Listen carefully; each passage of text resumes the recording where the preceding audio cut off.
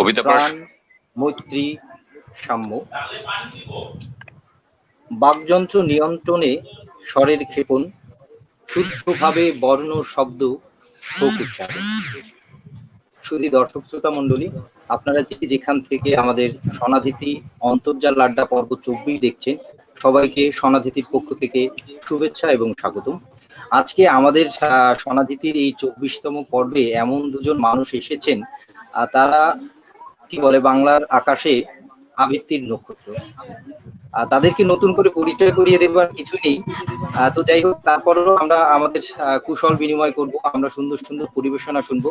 আমাদের সাথে আছে দেশ বরেণ্য তারকা আবৃত্তি শিল্পী ও প্রশিক্ষক মাহিদুল ইসলাম, আমাদের পরম শ্রদ্ধার এবং ভালোবাসার মানুষ। এবং আমাদের সাথে আরো একজন পরম শ্রদ্ধার এবং ভালোবাসার গুণী আবৃত্তি শিল্পী এবং প্রখ্যাত অভিনেত্রী আছেন মুনিরা বেগম মিমপা। তো যাই হোক, আমরা তাদের সাথে অনেক আলাপচারিতা করব এবং সুন্দর সুন্দর পরিবেশনা শুনবো। তো যাই হোক, প্রথমে আমরা চলে যাচ্ছি আমাদের প্রিয় এবং শ্রদ্ধার মানুষ মাহিদুল ইসলাম মাহি ভাইয়ের কাছে। মাহি ভাই, কেমন আছেন? ধন্যবাদ আপনাকে। আপনাদের ফেসবুক লাইভ অনুষ্ঠানে যুক্ত হতে পেরে আনন্দিত, আর ভালো লাগছে। স্টুডিওতে মিমি আপা উপস্থিত আছেন, তার সঙ্গে টেলিভিশনে অনেক অনুষ্ঠান করবার অভিজ্ঞতা রয়েছে। আজকে ফেসবুক লাইভে তাকে স্টুডিওতে পেয়ে আমি আনন্দিত। আশা করছি বন্ধুদের কিছু ভালো সময় কাটবে, কিছু কবিতা আমরা তাদেরকে শোনাতে পারবো। ধন্যবাদ আপনাদেরকে। জি ধন্যবাদ। মিমি আপা, কেমন আছেন? ভালো আছি, তবে এই ভালো থাকাটা আসলে অন্য সময়ের মতো ভালো থাকা না, তারপরে ভালো আছি। আজকে মাহি ভাই আছে, তার সাথে আবৃত্তি করতে পারছি, ভালো লাগছে। এই যে মাহি ভাইয়ের কাছ থেকে লুট করে আনা বই, আজকে এগুলোকে আবৃত্তি করবো। লাস্ট আমরা যেদিন আসলে আমাদের একটা স্মৃতি আছে, ঠিক তার আগের দিনে বোধহয় লকডাউন শুরু হয়েছে, আমরা 26শে মার্চ এনটিভিতে আমরা সরাসরি একসাথে আবৃত্তি করেছিলাম, এবং সেটা একটা অনেক কঠিন সময় ছিল সেদিন। ওটাই সর্বশেষ অনুষ্ঠান ছিল আমার। হ্যাঁ, সর্বশেষ অনুষ্ঠান ছিল।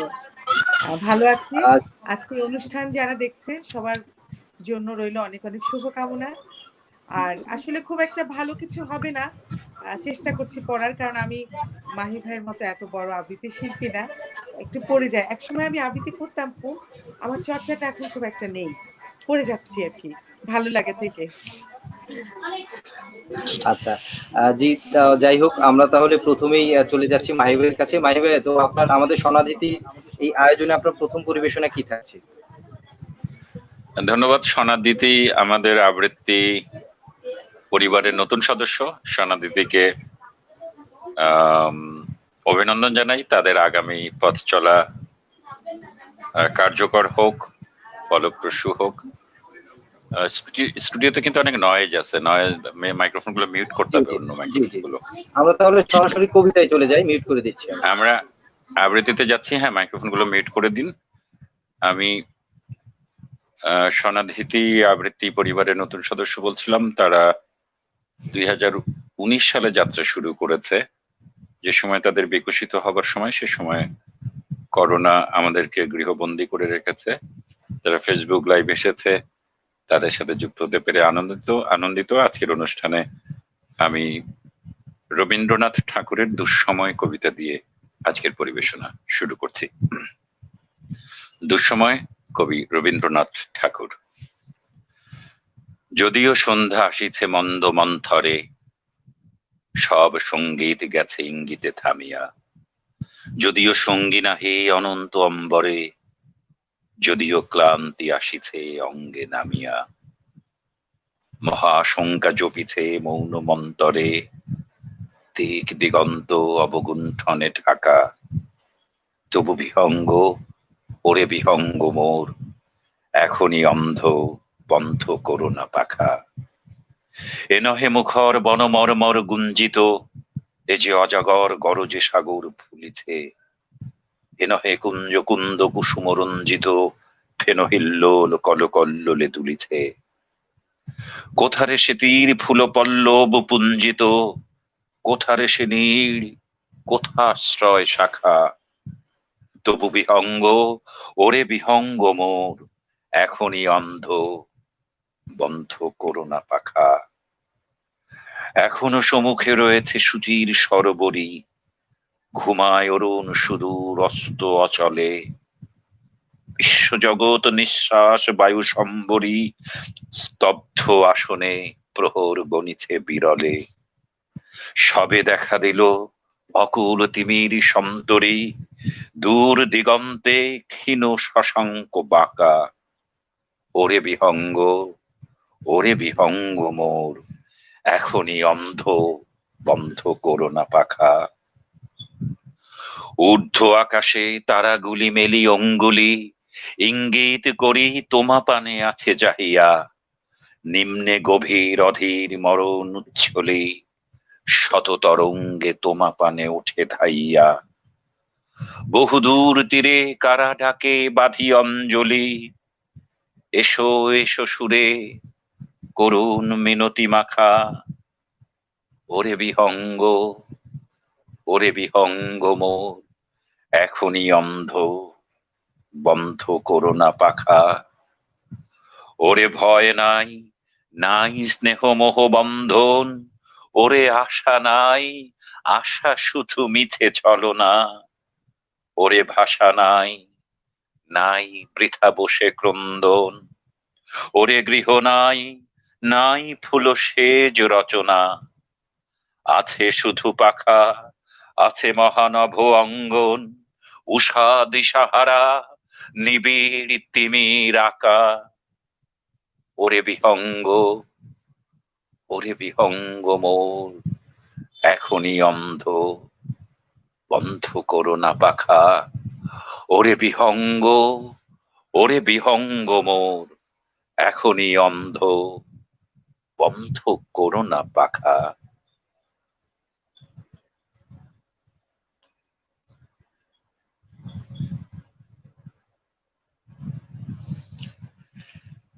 জি, আবৃত্তি ধন্যবাদ। সবসময়ই মানে মুগ্ধ থাকি আমরা। আর মাহিদুল ইসলাম মাহি বলার পরে বোধহয় কোনো বিশেষণ প্রয়োজন হয় না। কবিতা মুগ্ধ ছিলাম। আমরা আবারও মাহিবের কাছে ফিরবো। এখন একটু যাচ্ছি আমরা মেমি আপার কাছে, মুনিরা বেগম মেমি। ধন্যবাদ। হ্যাঁ, শুভকামনা এই নতুন আবৃত্তি দলের জন্য। নিশ্চয়ই জেগে উঠবে। করোনাকালে আসলে আমরা সবাই যার যার মতো করে আছি। সবাইকে শুভকামনা জানিয়ে শুরু করছি। আমি সুনীল গঙ্গোপাধ্যায়ের পাহাড় আচ্ছা চূড়ায় এটা পড়ছি। আচ্ছা আচ্ছা, সরাসরি কবিতায় চলে যাই। অনেকদিন থেকেই আমার একটা পাহাড় কেনার শখ, কিন্তু পাহাড় কি বিক্রি করে তা জানি না। যদি তার দেখা পেতাম, দামের জন্য আটকাতাম না। আমার নিজস্ব একটা নদী আছে, সেটা দিয়ে দিতাম পাহাড়টার বদলে। কে না জানে পাহাড়ের চেয়ে নদীর দামই বেশি।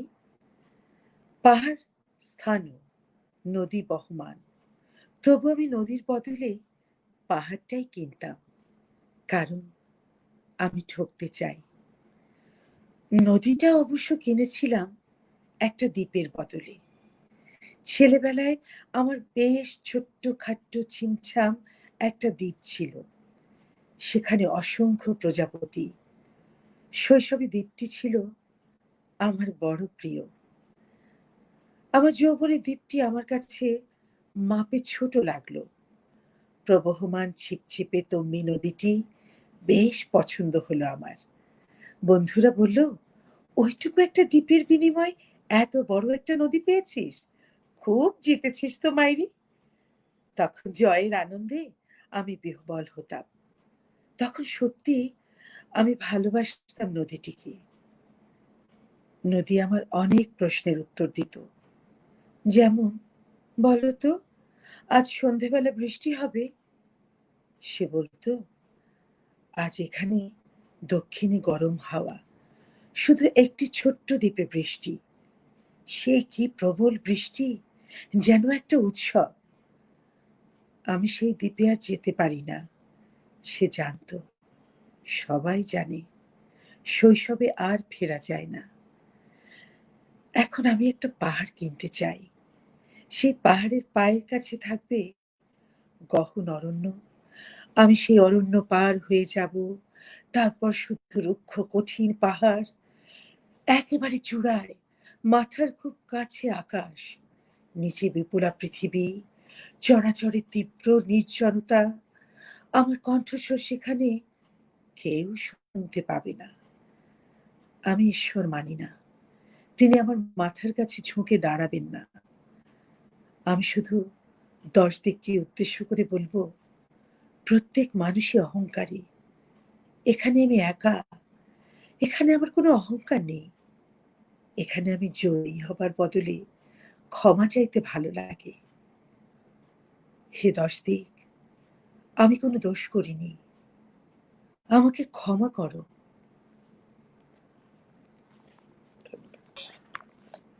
ধন্যবাদ আপা, আসলে অসাধারণ ছিল কবিতা আবৃত্তি, এবং আমরা আসলে মিমি আপার আবৃত্তিতে সবসময় মুগ্ধ। আপা মিমি শুধু না, নন্দিত, মেমি আপা। মেমি আপা মিমি না, শুধু মেমি আপা। মেমি আপা সবসময় নন্দিত আবৃত্তি শিল্পী তা নয়, শুধু তিনি একজন অভিনয় শিল্পীও ছিলেন। আমরা যারা মানে বিটিভিতে নায়িকা বলতে মিমি আপাকেই দেখতাম এবং আমরা মুগ্ধ ছিলাম এক সময়। তো আমাদের মাঝে আজকে দুজনই নন্দিত মানুষ এসেছেন, যাদের নামটাই শুধুমাত্র মানুষের মনে গেঁথে যায়। আর মিমি আপার যে শব্দটা, ওটা ছোটবেলায় শিখেছিলাম মিমি আপা, তাই হয়তো গেঁথে আছে এই ভুলটুকু। চকলেটের নাম, হ্যাঁ আপা, চকলেটের হ্যাঁ নাম। ছোটবেলা থেকেই। তো যাই হোক, আমরা এবারে চলে যাব মাহি ভাইয়ের কাছে, আমরা আবার আপার কাছে ফিরবো। এবারে যাব মাহি ভাইয়ের কাছে। এবারে মাহি ভাই আমাদের স্বরাবৃত্তির জন্য কি পরিবেশনা? আচ্ছা শুনুন, আমি তো অনেক রকমের কবিতাই পড়ি। হ্যাঁ, তো এই ধরনের অনুষ্ঠানে আমরা আসলে বন্ধুদের পছন্দের কবিতাকে গুরুত্ব দিতে চাই। আমি রবীন্দ্রনাথ থেকে শুরু করেছি, একেবারে রবীন্দ্রনাথ থেকে টোকন ঠাকুর পর্যন্ত সব কবিতাই পড়বার প্রস্তুতি আছে। বন্ধুরা যেসব কবিতা শুনতে চায় একটু জানাবেন, আমি সেই কবিতাগুলো শোনাবো। আচ্ছা এই অবকাশে আমি রবীন্দ্রনাথ ঠাকুরের আরেকটি কবিতা উপস্থাপন করি, বাসি, তারপর দেখা যাক। আচ্ছা, সরাসরি কবিতায় চলে এটা যাই। জি, বাসি, রবীন্দ্রনাথ ঠাকুর। কিনুগোয়ালার গলি, দোতলা বাড়ির লোহার গরাদে দেওয়া একতলা ঘর পথের ধারেই, লোনা ধরা দেয়ালেতে মাঝে মাঝে ধসে গেছে বালি, মাঝে মাঝে শ্যাঁতা পড়া দাগ, মার্কিন থানের মার্কা একখানা ছবি সিদ্ধিদাতা গণেশের দরজার পরে আঁটা। আমি ছাড়া ঘরে থাকে আরেকটা জীব এক ভাড়াতেই, সেটা টিকটিকি। তফাৎ আমার সঙ্গেই শুধু, নেই তার অন্যের অভাব। বেতন 25 টাকা, সদাগরি আপিসের কনিষ্ঠ কেরানি, খেতে পাই দত্তদের বাড়ি ছেলেকে পড়িয়ে। শিয়ালদা স্টেশনে যাই, সন্ধেটা কাটিয়ে আসি, আলো জ্বালাবার দায় বাজে। ইঞ্জিনের ধস ধস, বাঁশির আওয়াজ, যাত্রীর ব্যস্ততা, কুলি হাঁকাহাঁকি। 10:30 বেজে যায়। তারপরে ঘরে এসে নিরালা, নিঝুম অন্ধকার। ধলেশ্বরী নদী তীরে পিসিদের গ্রাম, তার দেওরের মেয়ে। অভাগার সাথে তার বিবাহের ছিল ঠিকঠাক, লগ্ন শুভ, নিশ্চিত প্রমাণ পাওয়া গেল। সেই লগ্নে এসেছি পালিয়ে। মেয়েটা তো রক্ষে পেলে, আমি তথই বচ। ঘরেতে এলো না সে তো, মনে তার নিত্য আসা যাওয়া, পরনে ঢাকাই শাড়ি, কপালে সিঁদুর। বর্ষা ঘনঘোর, ট্রামের খরচা বাড়ে, মাঝে মাঝে মাইনেও কাটা যায়। গলিটার কোণে কোণে জমে ওঠে আমের খোসা ও আঁঠি, কাঁঠালের ভুতি, মাছের কান্তা, মরা বেড়ালের ছানা, ছাইপাশ, আরো কত কি যে। ছাতার অবস্থাখানা জরিমানা দেওয়া মাইনের মতো, বহু ছিদ্র তার। আপিসের সাজ, গোপীকান্ত গোসাইয়ের মনটা যেমন সর্বদাই রসসিক্ত থাকে। বাদলের কালো ছায়া স্যাঁতে সেতে ঘরটাতে ঢুকে কলে পড়া জন্তুর মতন মূর্ছায় অসাড়। দিন রাত মনে হয় কোন আধমরা জগতের সঙ্গে যেন আষ্টে পৃষ্ঠে বাধা পড়ে আছে। গলির মোড়েই থাকে কান্ত বাবু, যত্নে পাঠ করা লম্বা চুল, বড় বড় চোখ, শৌখিন মেজাজ, কর্নেট বাজানো তার শখ। মাঝে মাঝে সুর জেগে ওঠে গলির বিভৎস বাতাসে, কখনো গভীর রাতে, ভোরবেলা আধো অন্ধকারে, কখনো বৈকালে ঝিকিমিকি আলোয় ছায়ায়। হঠাৎ সন্ধ্যায় সিন্ধু বারোয়ায় লাগে তার, সমস্ত আকাশে বাজে অনাদিকালের বিরহ বেদনা। তখনই মুহূর্তে ধরা পড়ে এ গড়িটা ঘোর মিছে দুর্বিসহ মাতালের প্রলাপের মতো। হঠাৎ খবর পাই মনে, আকবর বাদশার সঙ্গে হরিপদ কেরানির কোনো ভেদ নেই। বাঁশির করুণ ডাকবে, ছেঁড়া ছাতা আর রাজ ছত্র মিলে চলে গেছে এক বৈকুণ্ঠের দিকে। এ গান যেখানে সত্য, অনন্ত গধূলি লগ্নে সেইখানে বহি চলে ধলেশ্বরী, তীরে তমালের ঘন ছায়া, আঙিনাতে যে আছে অপেক্ষা করে, তার পরনে ঢাকাই শাড়ি, কপালে সিঁদুর। অসাধারণ ছিল এবং আমাদের দর্শকদের কিছু মতামত চলে এসেছে। আমরা একটু সৌরভ মতামত গুলোতে চলে জি, যাই। হ্যাঁ। সবাইকে তার আগে একটু যুক্ত করতে চাই, মাহি ভাই আমাদের যে কবিতাটা শোনালো, বাঁশি কবিতাটা, এটা ব্যক্তিগতভাবে আমার অসাধারণ খুবই পছন্দের। আর এই কবিতাটার সাথে প্রথম পরিচয় হয়েছিল মাহি ভাইয়ের 2006 সালের একটা সংকলন, সেটা হচ্ছে সংবিতায়। আমি প্রথম পেয়েছিলাম রবীন্দ্রনাথের আরো একটি কবিতা পায়ে চলার পথ, আমার খুবই পছন্দ। তো যাই হোক, আমরা একটু মতামত দেখে আসি আমাদের শ্রদ্ধেয় মাহি ভাই এবং শ্রদ্ধেয় মেমি আপা আমাদের পাশে রেখি। অনেকেই অনেক অনেক মতামত করেছেন। হোসেন মোহাম্মদ দিলওয়ার লিখেছে কবিতার জয় হোক, ধন্যবাদ। দিলওয়ার আরো লিখেছে সাথে আছি, ধন্যবাদ। কবিতা হাওলাদার লিখেছে শুভেচ্ছা সবাইকে, দারুণ আয়োজন, ধন্যবাদ।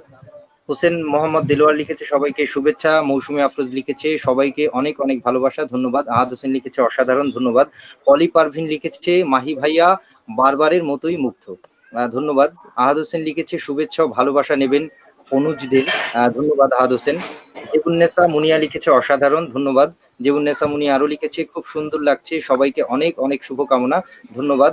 সুরাইয়া চৌধুরী লিখেছে সাথে আছি, ধন্যবাদ। আহাদ হোসেন লিখেছে অনবদ্য পরিবেশনা, ধন্যবাদ। মৌসুমী আফরোজ লিখেছে পছন্দের কবিতা, ধন্যবাদ। জিয়া শাহিন লিখেছে অনেক দিন পর মেমি আপুকে দেখলাম, খুব ভালো লাগছে। আমাদেরও সত্যি খুব ভালো লাগছে মেমি আপুকে পাশে পেয়ে। আর আজকে মাহি ভাই এবং মেমি আপুকে আমরা পাশে পেয়ে সত্যি আমাদের অনাথিতি পরিবার সত্যি ধন্য হয়েছে, আপনাদের প্রতি কৃতজ্ঞতা, শ্রদ্ধা এবং ভালোবাসা জানাচ্ছে।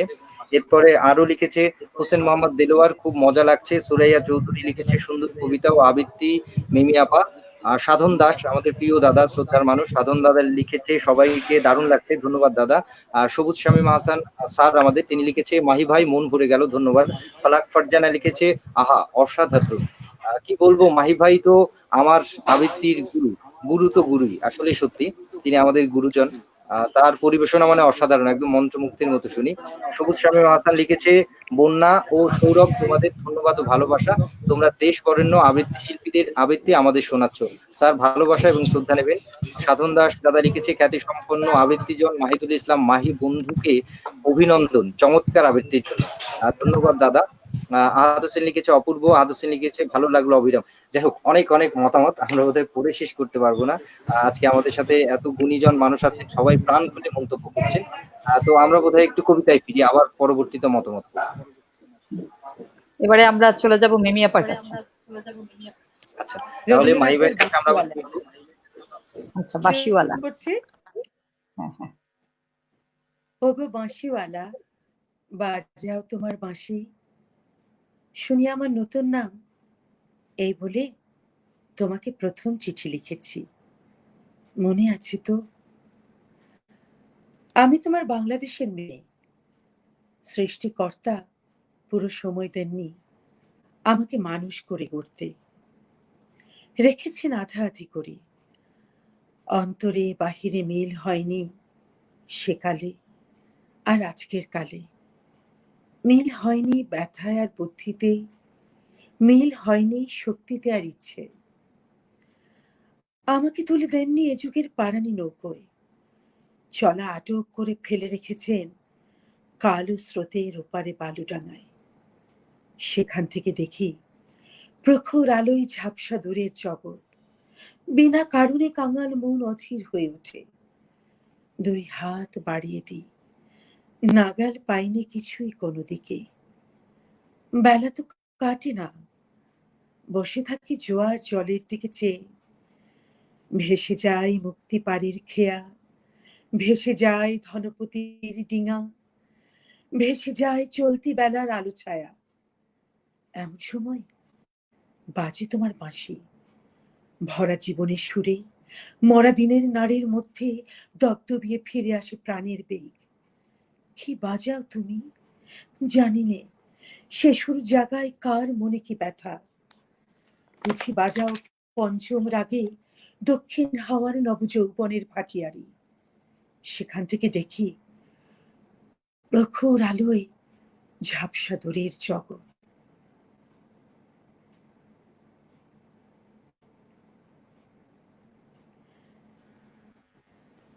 শুনতে শুনতে নিজেকে মনে হয় যে ছিল পাহাড় তলের ঝিরঝিরে নদী, তার বুকে হঠাৎ উঠেছে ঘনিয়ে শ্রাবণের বাদল রাত্রি। সকালে উঠে দেখা যায় পাড়ি গেছে ভেসে, একগুঁয়ে পাথরগুলোকে ঠেলা দিচ্ছে অসহ্য স্রোতের ঘূর্ণি মাতন।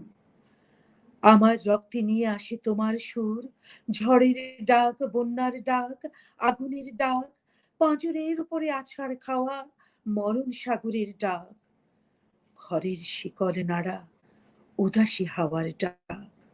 যেন হাঁক দিয়ে আসে অপূর্বের সংকীর্ণ খাদে পূর্ণ স্রোতের ডাকাতি। ছিনিয়ে নেবে, ভাসিয়ে দেবে বুঝি। অঙ্গে অঙ্গে পাক দিয়ে ওঠে কাল বৈশাখীর ঘূর্ণিমার খাওয়া অরণ্যের বকুনি।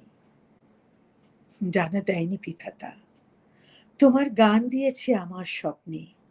ঝোড়ো আকাশে উড়ো প্রাণীর পাগলামি। ঘরে কাজ করি শান্ত হয়ে, সবাই বলে ভালো।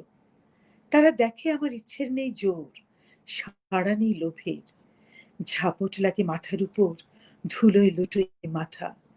দুরন্ত ঠেলায় নিষেধের পাহারা কাত করে ফেলি, নেই এমন বুকের পাটা। কঠিন করে জানি নে ভালোবাসতে, কাঁদতে শুধু জানি, জানিয়ে এলিয়ে পড়তে পায়ে। বাঁশিওয়ালা বেজে ওঠে তোমার বাঁশি, ডাক পড়ে অমর্ত্য লোকে। সেখানে আপন গরিমায় উপরে উঠেছে আমার মাথা।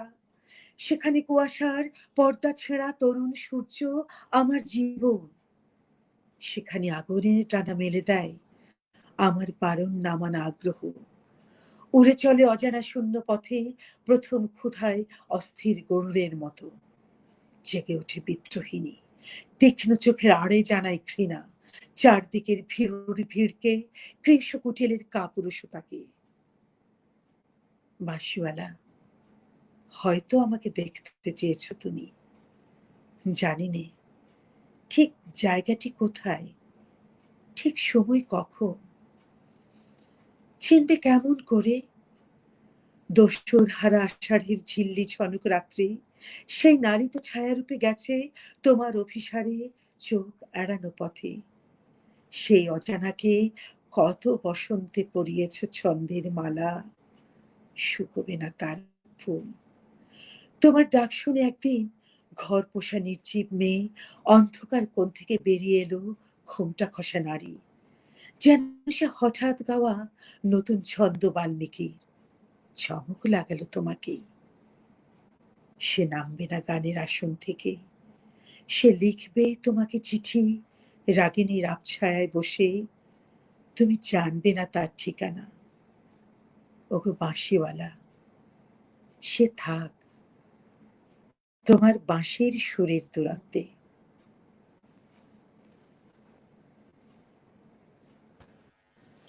অসাধারণ মুহূর্ত, প্রিয় শিল্পীর কণ্ঠে প্রিয় কবিতা, আসলে একটা অন্যরকম অনুভূতি। আমরা আজকে এমন একটি যোগে আছি, সেটাকে যদি বলি মহেন্দ্র যোগ বা অমৃত যোগ, কোনোটাই বোধহয় সম্পূর্ণ হবে না, কারণ আমাদের সাথে রয়েছেন নন্দিত দুজন মানুষ। তা আমরা এবারে কি সৌরভ আমরা কমেন্টসে চলে হ্যাঁ, যাবো না মাহি ভাই কবিতা? মাহি ভাইয়ের কাছে যাব। তার আগে একটু তাকে জানাতে চাই, একটা কবিতার অনুরোধ এসেছে আমাদের এক অনুজ আবৃত্তি শিল্পী, সে লিখেছে মৌসুমী আফরোজ, অচিন্ত কুমার সেন গুপ্তের উদ্বাস্তু কবিতাটি শুনতে চাই মাহি ভাইয়ের কাছে। তো আমরা বোধহয় মাহি ভাইয়ের কবিতা শুনে তারপরে মতামতে যাই। হ্যাঁ হ্যাঁ হ্যাঁ, আমরা মিমি আপার কাছে আবার ফিরবো। আমরা এখন যাচ্ছি মাহি ভাইয়ের কাছে।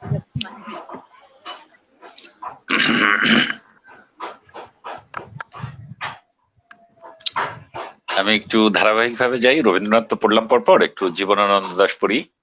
আচ্ছা আচ্ছা আচ্ছা। জীবনানন্দ দাশের 8 বছর আগে একদিন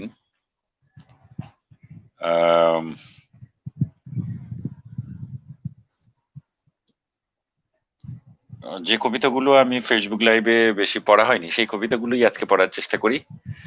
জীবনানন্দ দাশের 8 বছর আগে একদিন, এটি পড়া হয়নি, এটা পড়ছি এখন।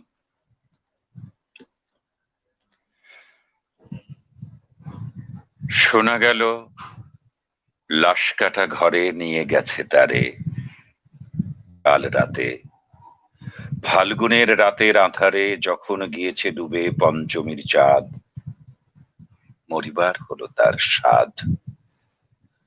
বধূ শুয়েছিল পাশে, শিশুটিও ছিল, প্রেম ছিল, আশা ছিল জ্যোৎস্নায়, তবু সে দেখিল কোন ভূত, ঘুম কেন ভেঙে গেল তার। অথবা হয়নি ঘুম বহুকাল, লাশ কাটা ঘরে শুয়ে ঘুমায় এবার।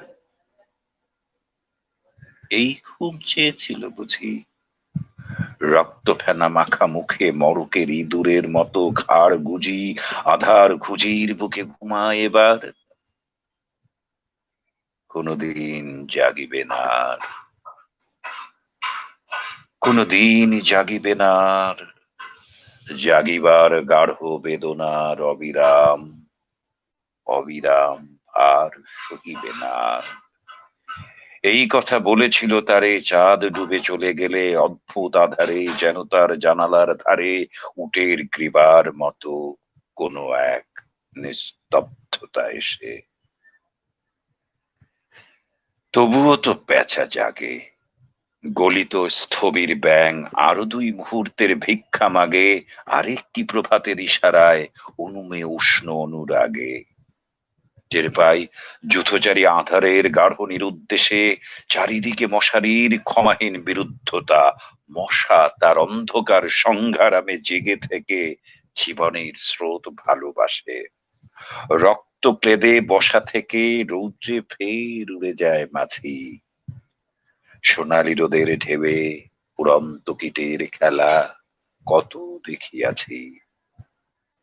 ঘনিষ্ঠ আকাশ যেন যেন কেন বিকীর্ণ জীবন অধিকার করে আছে ইহাদের মন, দুরন্ত শিশুর হাতে ফড়িংয়ের ঘন শিহরণ মরণের সাথে লড়িয়াছে। চাঁদ ডুবে গেলে পরে প্রধান আধারে তুমি অশ্বত্থের কাছে এক গাছা দড়ি হাতে গিয়েছিলে, তবু একা একা।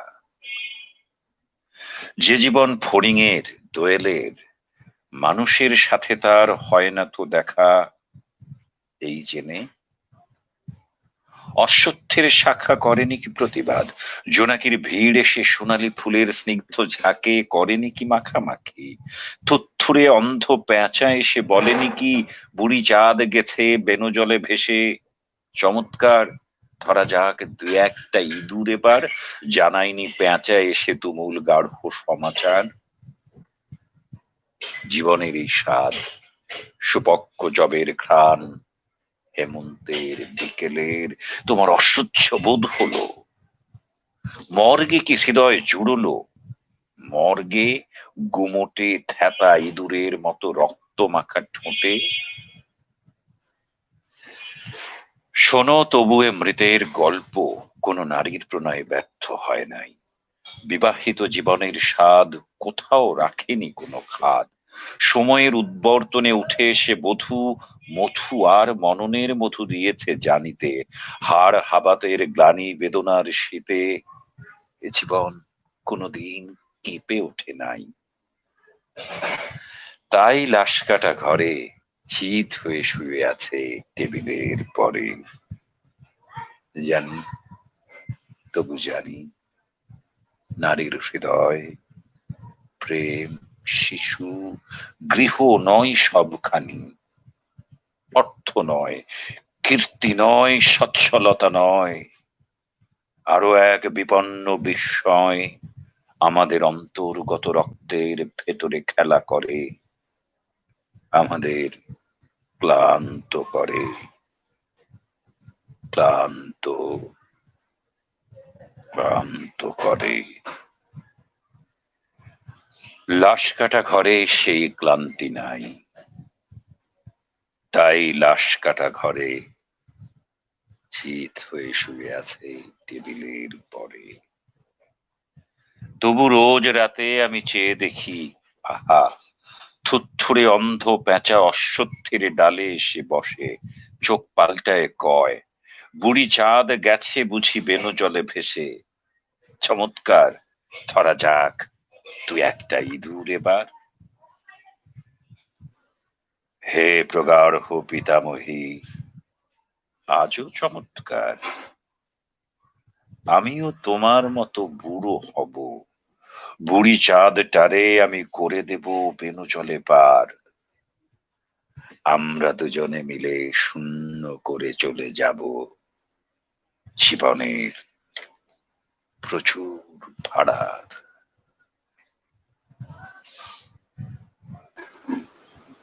অসাধারণ, অসাধারণ, একদম মন্ত্রমুগ্ধের মতো শুনছিলাম।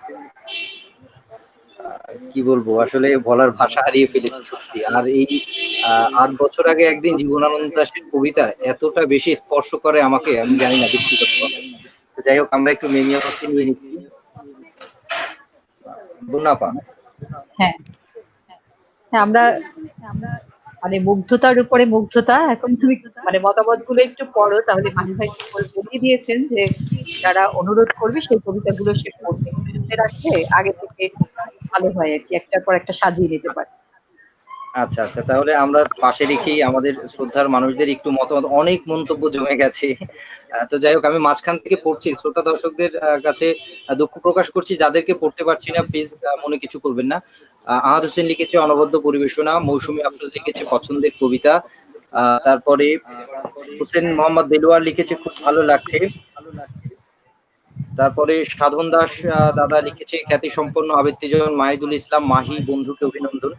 ধন্যবাদ দাদা আপনাকে। শারমিন সুবা লিখেছে অনবদ্য পরিবেশনা, ভালোবাসা নিরন্তর।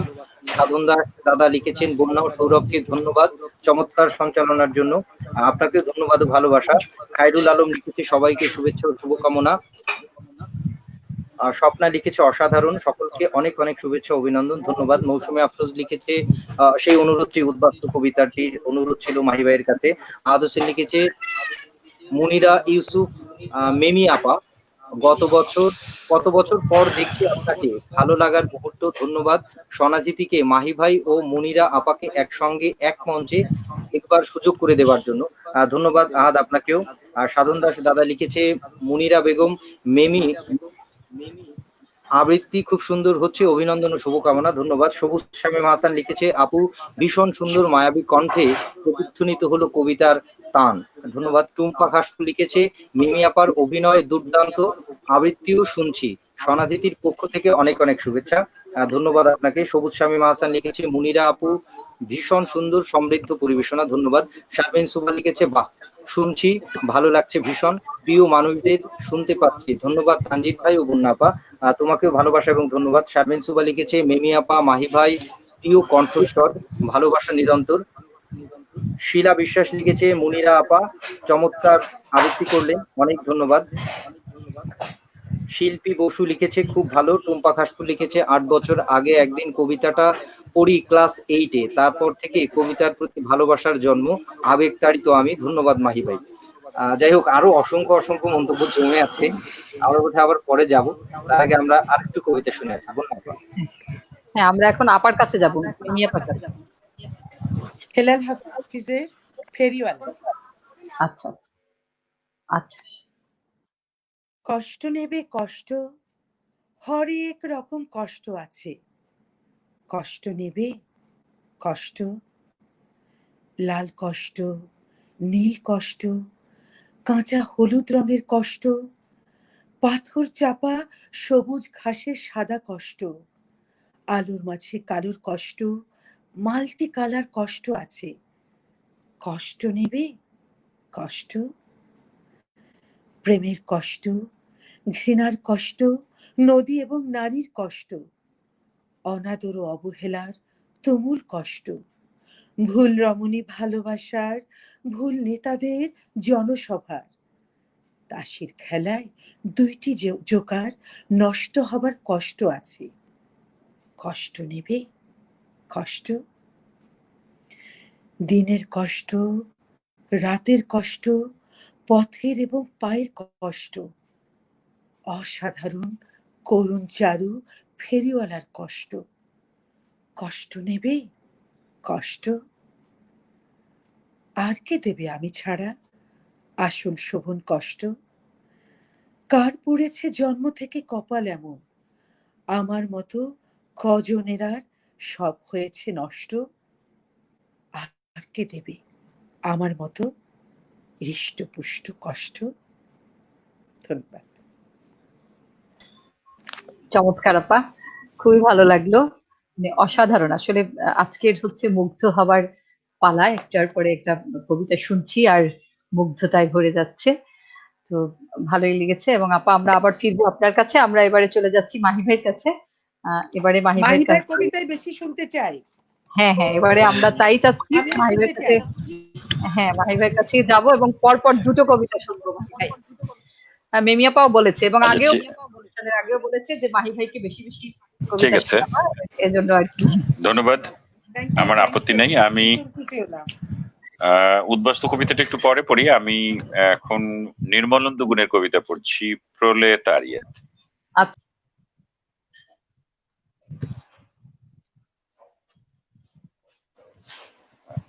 প্রলেতারিয়েত কবিতাটি পড়বার আমার ভাবনাটি একটু বলি। এই কবিতাটি 80-র দশকে 90-র দশকে অনেক জনপ্রিয় ছিল, আমরা বহুবার মঞ্চে শুনেছি কবিতা। তারপর এখন আবার কবিতা একটু কম পড়া হচ্ছে, কিন্তু আমাদের বাংলাদেশ অর্থনীতিতে অগ্রসর হয়েছে, তার মানে এই নয় যে এই কবিতা পড়বার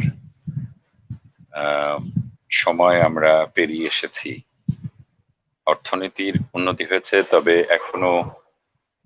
এখনো আমাদের দেশে মধ্যবিত্ত নিম্ন মধ্যবিত্ত শ্রেণী তাদের বেঁচে থাকার জন্য যখন যেখানে সংগ্রাম করে, প্রতিদিনের সংগ্রাম, প্রতি মুহূর্তের সংগ্রাম, সে সময় অনেক মানুষ কিন্তু তাদের কালো টাকা এবং তাদের অর্থের পাহাড় তারা গড়ে যাচ্ছে বৈধ অবৈধ উপায়ে। শ্রেণী বৈষম্য কিন্তু বেড়েই যাচ্ছে। আমরা যেন আমাদের শ্রমজীবী পেশাজীবী মানুষের কথা ভুলে না যাই, আমরা যেন তাদের দিক থেকে আমাদের দৃষ্টি ফিরিয়ে না নিই, আমরা যেন তাদের পাশে থাকি। আমি শ্রদ্ধা জানাই নির্মলানন্দ গুণকে খুব মত কবিতা লিখবার জন্য, এবং আমি শ্রদ্ধা জানাই, ভালোবাসা জানাই আমাদের দেশের সকল শ্রমজীবী খেটে খাওয়া মানুষ, তাদের প্রতি। পড়ছি প্রলেতারিয়েত। যতক্ষণ তুমি কৃষকের পাশে আছো, যতক্ষণ তুমি শ্রমিকের পাশে আছো, আমি আছি তোমার পাশেই। যতক্ষণ তুমি মানুষের শ্রমে শ্রদ্ধাশীল, যতক্ষণ তুমি পাহাড়ি নদীর মতো খরস্রোতা, যতক্ষণ তুমি পলিমৃত্তিকার মতো শস্যময়, ততক্ষণ আমিও তোমার। এই যে কৃষক বৃষ্টি জলে ভিজে করছে রচনা সবুজ শস্যের এক শিল্পময় মাঠ, এই যে কৃষক বধূ তার নিপুণ আঙুলে ক্ষিপ্র দ্রুততায় ভেজা পাট থেকে পৃথক করছে আঁশ। এই যে রাখাল শিশু খররৌদ্রে আলে বসে সাজাচ্ছে তামাক, আর বারবার নিভে যাচ্ছে তার খড়ে বোনা বেনির আগুন। তুমি সেই জীবন শিল্পের কথা লেখো, তুমি সেই বৃষ্টি ভেজা কৃষকের বেদনার কথা বলো, তুমি সেই রাখালের খড়ের বেনিতে বিদ্রোহের অগ্নি জেলে দাও। আমি তোমার বিজয় গাথা করব রচনা প্রতিদিন। সেই শিশু শ্রমিকের কথা তুমি বলো, যে তার দেহের চেয়ে বেশি ওজনের মোট বয়ে নিয়ে যায়, ব্রাশ করে জুতো, চালায় হাঁপড়, আর বর্ণমালাগুলো শেখার আগেই যে শেখে ফিল্মের গান, বিড়ি টানে বেধড়ক। তারপর একদিন ফুটো ফুসফুসে ছড়িয়ে রক্তের কণা টানে যবনিকা জীবনের। তুমি সেই শিশু শ্রমিকের বেদনার কথা বলো, আমি তোমার কবিতাগুলো গাইব নৃত্যের তালে তালে বুদ্ধিজীবীদের শুভ্র সমাবেশে।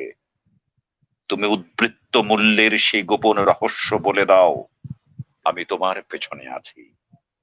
যতক্ষণ তুমি সোনালী ধানের মতো সত্য, যতক্ষণ তুমি চায়ের পাতার মতো ঘ্রাণময়, যতক্ষণ তুমি দৃঢ়পেশী শ্রমিকের মতো প্রতিবাদী, যতক্ষণ তুমি মৃত্তিকার কাছে কৃষকের মতো নত মুখ, ততক্ষণ আমিও তোমার।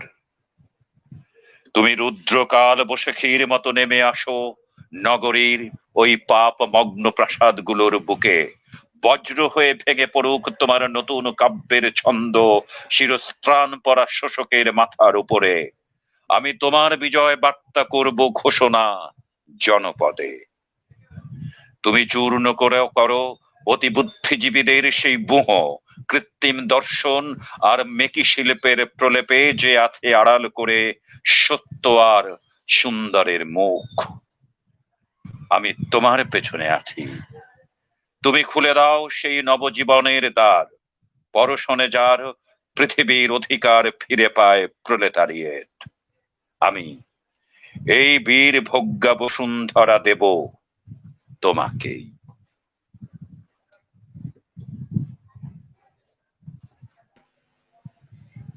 হ্যাঁ, পরপর দুটো ছিল মাহি ভাই। এত সুন্দর কবিতার মধ্যে আর ঢুকতে ইচ্ছা করে না, এত সুন্দর সুন্দর আবৃত্তি, তার মধ্যে আমাদের কথা না বলাই ভালো।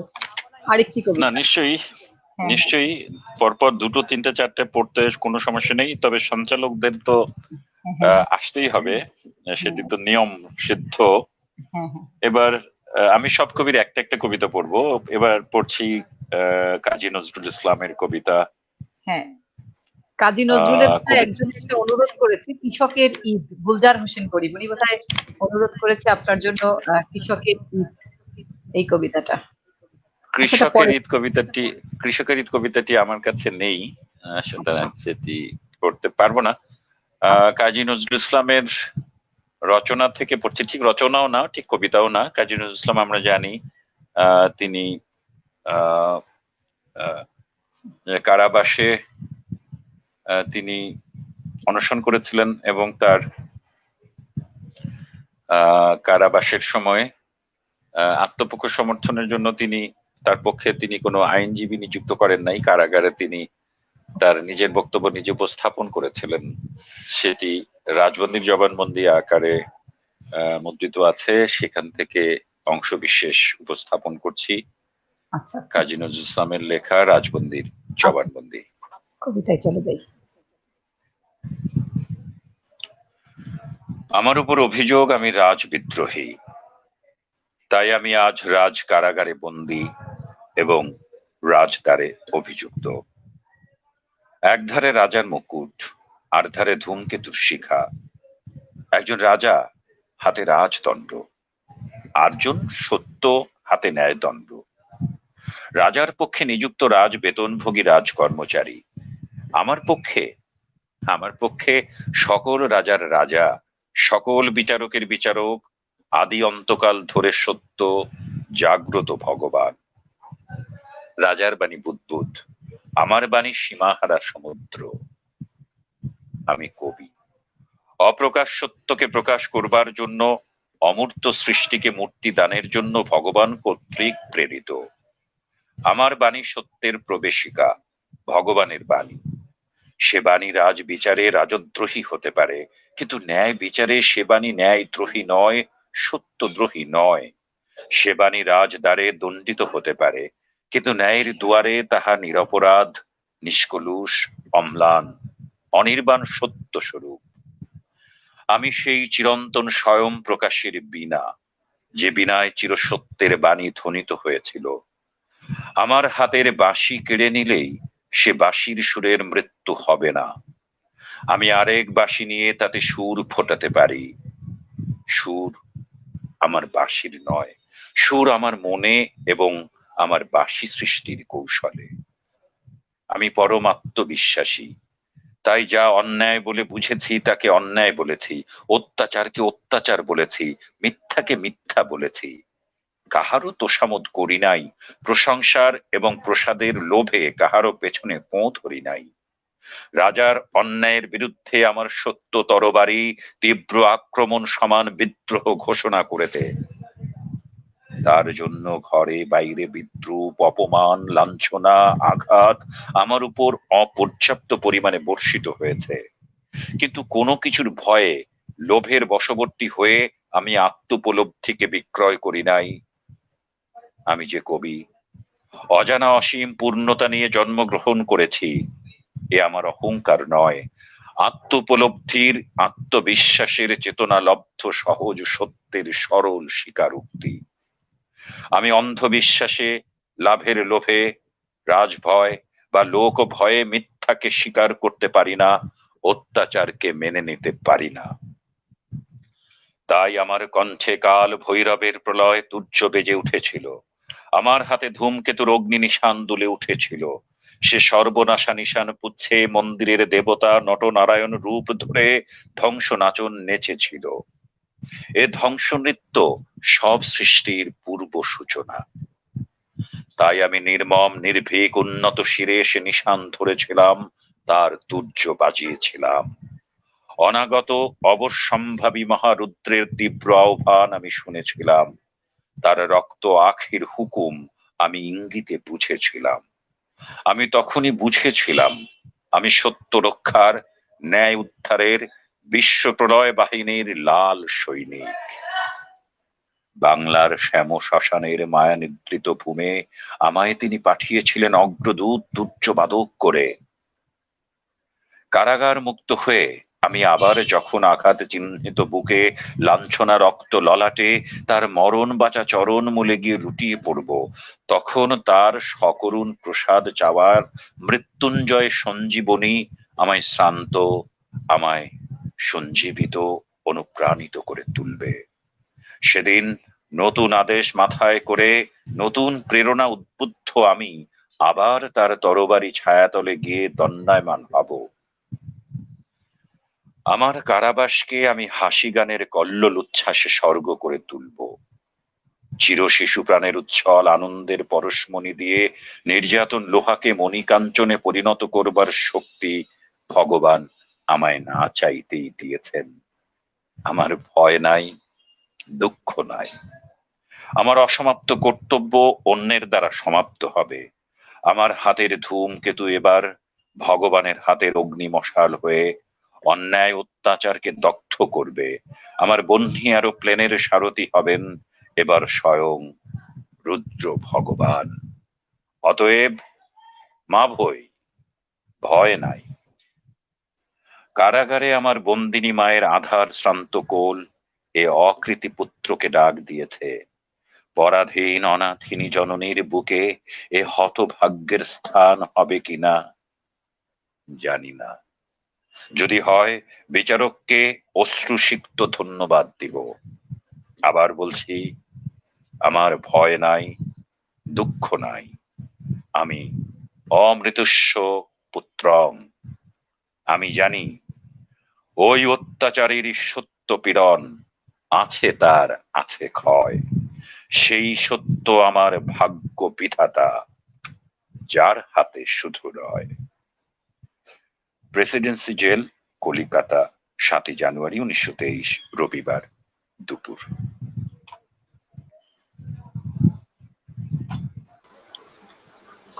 অসাধারণ ছিল। আমরা একদম পেছনে পর্দার পেছনে বসে মন্ত্রমুগ্ধের মতো শুনছিলাম। আহ, কি বলবো, তো যাই হোক, এত এত মন্তব্য আসছে, আমরা বোধহয় আরেকটু মন্তব্যে চোখ বুলিয়ে আসি। কি হ্যাঁ বলেন অবশ্যই। বন্যা আপা? হ্যাঁ হ্যাঁ অবশ্যই। আমরা সবাইকে নিয়ে নিলাম। এত এত মন্তব্য, আমি পিছনে যেতেও আমার কষ্ট হচ্ছে, অনেক মন্তব্য জমে গেছে। তো যাই হোক, আমরা একটু পড়বার চেষ্টা করছি। আহ সবুজ শামীম হাসান লিখেছে, কি সুন্দর নান্দনিক শিল্পের দোতনা মাহি ভাইয়ের আবৃত্তিতে। সত্যি, আহ, ধন্যবাদ স্যার আপনাকে। কবি ইমরুজ সোহেল লিখেছে, আমার প্রিয় আবৃত্তি শিল্পী মাহিদুল ইসলাম জীবনানন্দ দাশ পড়ছেন, মোহিত হয়ে শুনছি, কি কণ্ঠ, কি কণ্ঠের কারুকাজ। অভিবাদন তাকে, অভিনন্দন আপনাদেরকেও এই আয়োজনের জন্য। ধন্যবাদ কবি আপনাকে। গুলজার হোসেন গরিব লিখেছে, অসাধারণ লাগছে আবৃত্তি, ধন্যবাদ। শিল্পী বসু লিখেছে, চমৎকার। ফাল্লাক ফারজানা লিখেছে, মিমি আপা, ছোট থেকে আপনার অভিনয় দেখে হাঁপ পাগল ছিলাম, আজ তো ফুল পাগল করে দিলেন। আমার খুব প্রিয় একজন মানুষ আপনি, আপনার জন্য শুভকামনা রইল। ধন্যবাদ। আসলে সত্যি আজকে যে দুজন শিল্পী এসেছেন, আহ, এত গুণী, আর আমরা আসলে কৈশোর থেকে তাদেরকে দেখে দেখে বড় হয়েছি, তো ওই যে একটা ভালো লাগার জায়গা, সত্যি অসাধারণ। তো আমরা এরপরে আরো লিখেছে, গুলজার হোসেন গরিব লিখেছে, কবি নজরুলের কৃষক। আচ্ছা, ওটা তো হয়নি, কি নজরুলের আর একটা পড়ে শুনিয়েছে আমাদের ভাই। ফালাক ফারজানা লিখেছে, আর মাহি ভাই তো এক পিস। আসলে সত্যি, কিছু তারকা একজনই হয়। ধন্যবাদ। রিমি আফরিন লিখেছে, অনেকদিন পরে মাহি ভাইয়ের অসাধারণ কবিতা শুনে মুগ্ধ। সৌরভ ভাই, বন্যা আপা অনেক শুভেচ্ছা, মিমি আপা অসাধারণ, সবকিছু মিলিয়ে চমৎকার। ধন্যবাদ আপনাকে। শিল্পী বিশ্বাস লিখেছে, অনন্য সাধারণ আবৃত্তি হচ্ছে মাহি ভাই, উপভোগ করছি, দারুণ। ধন্যবাদ আপনাকে।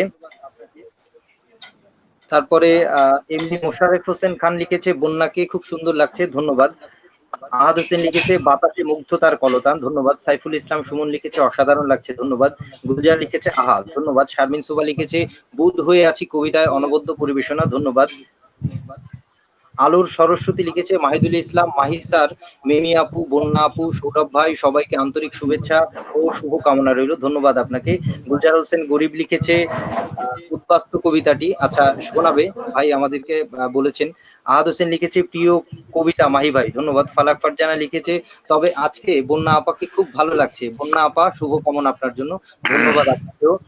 আলোর সরস্বতী লিখেছে, সব তুখোড় আবৃত্তিকার, মঞ্চ প্রকম্পিত, সত্যি ধন্যবাদ আপনাকে। শারমিন সুবা লিখেছে, আহা, মুগ্ধতা মাহি ভাই, ধন্যবাদ।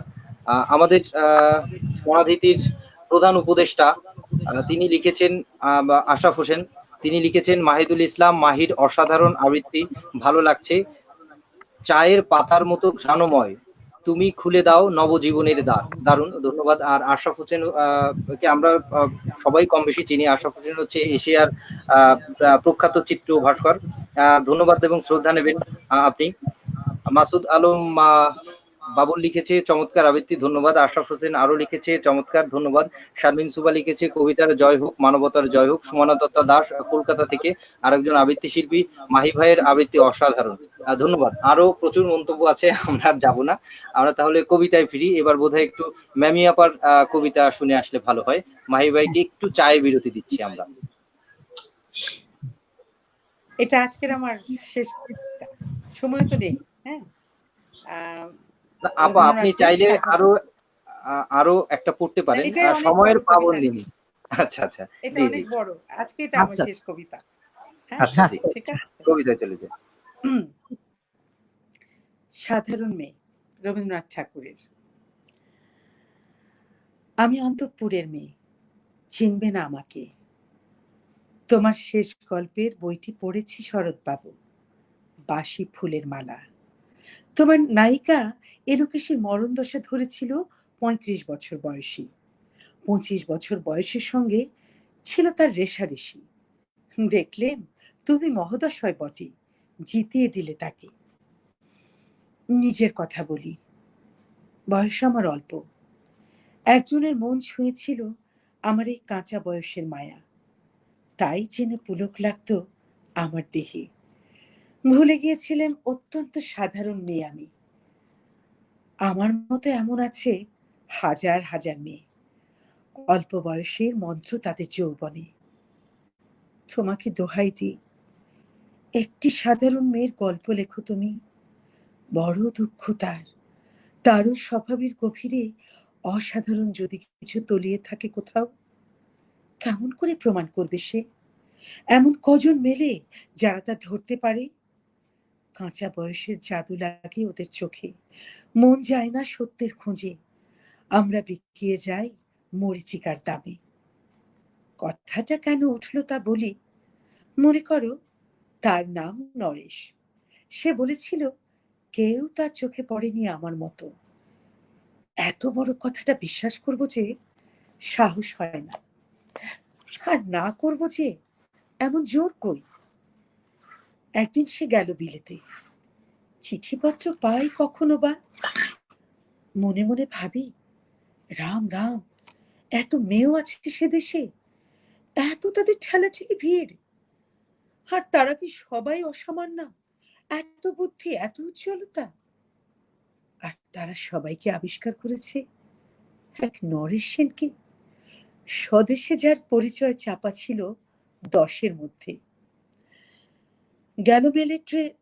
গ্যালোমেলের চিঠিতে লিখেছে লেজের সঙ্গে গিয়েছিল সমুদ্রে নাইতে। বাঙালি কবির কবিতা কলাইন দিয়েছে তুলে। সেই যেখানে উর্বশী উঠছে সমুদ্র থেকে, তারপরে বালির পরে বসলো পাশাপাশি। সামনে দুলছে নীল সমুদ্রের ঢেউ, আকাশে ছড়ানো নির্মল সূর্যালোক। লেজে তাকে খুব আস্তে আস্তে বললে, এই সেদিন তুমি এসেছো, 2 দিন পরে যাবে চলে। ঝিনুকের 2টি খোলা, মাঝখানটুকু ভরা থাক একটি নিরেট অশ্রুবিন্দু দিয়ে, দুর্লভ মূল্যহীন।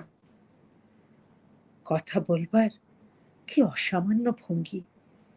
সেই সঙ্গে নরেশ লিখেছে, কথাগুলি যদি বানানো হয় দোষ কি, কিন্তু চমৎকার। হিরে বসানো সোনার ফুল কি সত্য? তবু কি সত্য নয়? বুঝতেই পারছো।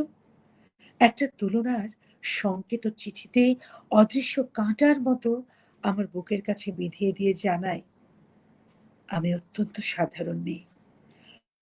মূল্যবোধকে পুরো মূল্য চুকিয়ে দিয়ে, মূল্যবানকে পুরো মূল্য চুকিয়ে দিই এমন ধন নেই আমার হাতে। ওগো, না হয় তাই হলো, না হয় ঋণী রইলেম চিরজীবন। পায়ে পড়ি তোমার, একটা গল্প লেখো তুমি শরৎ বাবু। নিতান্ত সাধারণ মেয়ের গল্প, যে দুর্ভাগিনীকে দূরের থেকে পাল্লা দিতে হয় অন্তত 5-7 জন অসামান্যার সঙ্গে, অর্থাৎ সপ্তরথিনীর মার। বুঝে নিয়েছি আমার কপাল ভেঙেছে, হার হয়েছে আমার। কিন্তু তুমি যার কথা লিখবে তাকে জিতিয়ে দিও আমার হয়ে। পড়তে পড়তে বুক যেন ওঠে ফুলে। ফুলচন্দন পড়ুক তোমার কলমের মুখে। তাকে নাম দিও মালতী। ওই নামটা আমার, ধরা পড়বার ভয় নেই। এমন অনেক মালতী আছে বাংলাদেশে। তারা সবাই সামান্য মেয়ে। তারা ফরাসি জন্মান জানে না, কাঁদতে জানে। কি করে জিতিয়ে দেবে? উচ্চ তোমার মন, তোমার লেখনী মহিষী। তুমি হয়তো ওকে নিয়ে যাবে ত্যাগের পথে, দুঃখের চরমে শকুন্তলার মতো। দয়া করো আমাকে, নেমে এসো আমার সমতলে। বিছানায় শুয়ে শুয়ে রাত্রির অন্ধকারে দেবতার কাছে যে অসম্ভব বর মাগি, সে বর আমি পাবো না, কিন্তু পাই যেন তোমার নায়িকা। রাখো না কেন নরেশকে 7 বছর লন্ডনে, বারে বারে ফেল করুক তার পরীক্ষায়। আদরে থাক আপন উপশিকা মণ্ডলীতে। ইতিমধ্যে মালতী পাশ করুক MA কলকাতা বিশ্ববিদ্যালয়ে, গণিতে হোক প্রথম তোমার কলমের এক আঁচড়ে। কিন্তু ওইখানেই যদি থামো, তোমার সাহিত্য সম্রাট নামে পড়বে কলঙ্ক। আমার দশা যাই হোক, খাটো করো না তোমার কল্পনা। তুমি তো কৃপণ নও বিধাতার মতো। মেয়েটাকে দাও পাঠিয়ে ওরূপে। সেখানে যারা জ্ঞানী, যারা বিদ্বান, যারা বীর, যারা কবি, যারা শিল্পী, যারা রাজা, দল বেঁধে আসুক ওর চারদিকে। জ্যোতির্বিদের মতো আবিষ্কার করুক ওকে। শুধু বিদুষী বলে নয়, নারী বলে। ওর মধ্যে যে বিশ্ববিজয়ী জাদু আছে, ধরা পড়ুক তার রহস্য। মূর্খের দেশে নয়, যে দেশে আছে সংস্কার, যে দেশে আছে দরদি, আছে ইংরেজ, জার্মান, ফরাসি। মালতীর সম্মানের জন্য সভা ডাকা হোক না, বড় বড় নামজাদার সভা। মনে করা যাক সেখানে বর্ষণ হচ্ছে মুষলধারে চাটুবাক্য, মাঝখান দিয়ে সে চলেছে অবহেলায়, ঢেউয়ের উপর দিয়ে যেন পালের নৌক। ওর চোখ বেঁধে, ওর চোখ দেখে ওরা করছে কানাকানি। সবাই বলছে ভারতবর্ষের সজল মেঘ আর উজ্জ্বল রৌদ্র মিলেছে ওর মোহিনী দৃষ্টিতে। এইখানে জনান থেকে বলে রাখি, সৃষ্টিকর্তার প্রসাদ সত্যি আছে আমার চোখে, বলতে হলো নিজের মুখেই। এখনো কোনো ইউরোপীয় রসকের সাক্ষাৎ ঘটেনি কপালে। নরে শেষে দাঁড়া সেই কোণে, আর তার সেই অসামান্য মেয়ের দল। আর তারপরে আমার নটে শাকটি মোড়লো, স্বপ্ন আমার ফুরলো। হায় রে সামান্য মেয়ে, হায় রে বিধাতার শক্তির অপব্যয়। আমি কিন্তু শুরুতে বলেছি আমার খুব একটা চর্চা নেই, অনেক ভুল ভ্রান্তি আছে। সবাই ক্ষমা দৃষ্টিতে দেখবেন, ক্ষমা করবেন। ভালো থাকবেন আপনারা। অসাধারণ ছিল আবৃত্তি। আপা আমরা মুগ্ধ আর ছিলাম। আসলে যাবার আগে আমি আরেকটু কথা বলে নেই যে এই মহামারীতে আসলে আমরা কে কেমন আছে তার বলার অপেক্ষা রাখে না। তবে সম্মুখ সারিতে যারা সৈনিক, স্বাস্থ্য ক্ষেত্রে যারা আছে, পুলিশ বাহিনী আছে, ডাক্তার, নার্স, যারা অফিস করছে, যারা কাজ করছে, প্রতিটি মানুষই কিন্তু এখন আমরা যুদ্ধ করছি। সবার প্রতি সম্মান, এই শ্রদ্ধা। আর যাদেরকে আমরা হারিয়েছি তাদের তাদের জন্য রইলো আসলে কি বলবো, হ্যাঁ মেমিয়াপা, যাদেরকে আমরা হারিয়েছি সেটা আর ভাষায় প্রকাশ করা যাচ্ছে না। আমি বলছি জি জি জি এই দাঁড়া মেমিয়াপা, আপনি স্টুডিওতে থাকুন, আপনি যাবেন না, আপনাকে আর পড়তে হবে না, না, আমি পড়বো। যাচ্ছি না, আপনি যাচ্ছি না, আমি স্টুডিওতে অপেক্ষা কবিতা করেন। শুনবো। হ্যাঁ, আমি বন্ধুরা কবিতা যেসব শুনবো। কবিতাগুলো শুনতে চেয়েছে ওগুলা শোনাই, আপনি মাঝে মধ্যে কথা বলেন, আচ্ছা আচ্ছা, কবিতাগুলো নিয়ে কথা বলেন মাঝে আমি তো মধ্যে, আপনার তাহলে হবে। ফ্যান। আচ্ছা আচ্ছা, মাহি ভাইয়ের কাছে একটু হ্যাঁ আমি যুক্ত আমি করতে কিন্তু চাই। আপনাকে গুরু মানি কবিতায়। আপনাকে আমি অভিনয় শেখাবো, হ্যাঁ শর্ত, আর ঠিক আপনি আছে, আমাকে কবিতা ঠিক আছে, শোনাবেন। চুক্তি হয়ে গেল। হ্যাঁ আচ্ছা, যে মাহি ভাইয়ের কাছে একটু যুক্ত করতে চাই, আরো একটু অনুরোধ ছিল, মানে স্মরণ করিয়ে দেওয়া। আমাদের হ্যাঁ চিত্র ভাস্কর, আমাদের সনাধিতির উপদেষ্টা আশরাফ হোসেন আসাদ চৌধুরীর বারবারা বিডলারকে অনুরোধ করেছিলেন। এটা হ্যাঁ ছিল। আর হচ্ছে আমাদের সাথে আরেকজন আমার খুব শ্রদ্ধার মানুষ, যিনি আমাকে খুবই স্নেহ করেন, কবি ভাস্কর চৌধুরী যুক্ত হয়েছেন। কবি ভাস্কর চৌধুরী দেখছেন বোধহয়। তো সেও যেহেতু আছে, মাহি ভাইও আছে, তার একটা কবিতার কথা না বললেই নয়, যেটার সাথে আমার প্রথম পরিচয়। সেই যে সংগীতা থেকে সংগীতায় প্রথম আমি আর কি দেখা পাই আমার বন্ধু নিরঞ্জনের। তো মাহি ভাইয়ের আর কি সুনির্বাচিত কবিতা সম্পাদনায় ছিল। সত্যি তো আজকে যখন দেখছি যে ভাস্কর চৌধুরী দেখছে, মাহি ভাই সাথে আছে, জি জি জি, তো আমার সত্যি প্রাণ এতটাই আমি প্রফুল্ল, কি বলবো বুঝছি না। তো যাই আচ্ছা হোক, ঠিক আছে, ভাস্কর ধন্যবাদ চৌধুরী আছেন। ধন্যবাদ। হ্যাঁ আমি পড়ছি। ধন্যবাদ তোমাকে। বইটার আমার এই সংকলনটার নাম অনুপ্রাস। জি জি জি জি, সংকলনটার আচ্ছা, নাম অনুপ্রাস। এই অনুপ্রাস। তখন তখন আমি যে সংবৃতা সংগঠনে কাজ করতাম, এই দলটির আচ্ছা নেতৃত্ব দিতাম, সেই সময়ের কথা বলছো তুমি। আমি অবশ্যই নিরঞ্জন পড়বো, বারবারা বিটলার আমাদের মুক্তিযুদ্ধের কবিতা, এটা আমি পড়বো। আজ হঠাৎ করে বেশ কয়েকজন শুনতে চেয়েছেন উদ্বাস্তু, মনিরা পারভিন একাধিকবার অনুরোধ করেছেন। উদ্বাস্তু কবিতাটা আমার ঠিক তৈরি না, তবু আমি পড়বো মনিরা আপার মতো। এই কবিতাটি আমি দেখে পড়বো। তবে ভাস্কর চৌধুরী যেহেতু আছেন, তাহলে আমি নিরঞ্জন কবিতাটাকে শুনাই, আমার বন্ধু নিরঞ্জন, তারপর আমি উদ্বাস্তু কবিতাটি শোনাবো, কোনো সন্দেহ নেই। আমি বলেছি 11:30 পর্যন্ত থাকবো, তাতে যে কয়টা কবিতা শোনানো যায় আমি সবগুলো কবিতা আপনাদের শোনানোর চেষ্টা করছি। অনেক বন্ধু যুক্ত হয়েছেন, তারা অনেক ভালোবাসা, শুভেচ্ছা, অভিনন্দন জানিয়েছেন। সবার নাম আমাদের উপস্থাপক, অনুষ্ঠান সঞ্চালক বলতেও পারেননি, আমিও বলতে পারছি না। তবে আমি দুজন মানুষের নাম আলাদা করে একটু মেনশন করছি, আপনারা বাকিরা মন খারাপ করবেন না। সাধন আমার বন্ধু মানুষ, আমরা ঢাকা বিশ্ববিদ্যালয়ে একসঙ্গে আবৃত্তি চর্চা করতাম। সাধন চাকরির সুবাদে ঢাকার বাইরেই বেশিরভাগ সময় জীবন কাটছে তার, এখন আছে যশোরে। সাধন, তোমার জন্য অনেক ভালোবাসা, প্রীতি, শুভেচ্ছা।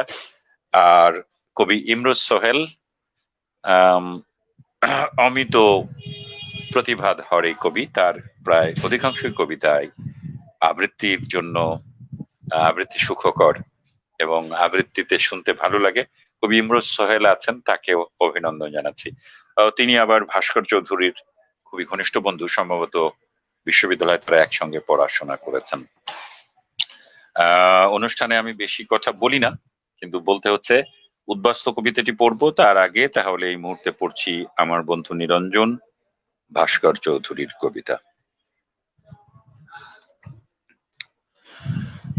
অনেক কথা বলবার আছে আমার, তবে সবার আগে নিরঞ্জনের কথা বলতে হবে আমাকে। নিরঞ্জন আমার বন্ধুর নাম। আর কোনো নাম ছিল কি তার আমি জানতাম না। ওর একজন বান্ধবী ছিল, অবশ্য কিছুদিনের জন্য। সে তাকে প্রীতম বলে ডাকতো। ওর বান্ধবীর নাম ছিল জয়লতা। নিরঞ্জন জয়লতা সম্পর্কে আমাকে তেমন কিছু বলেনি।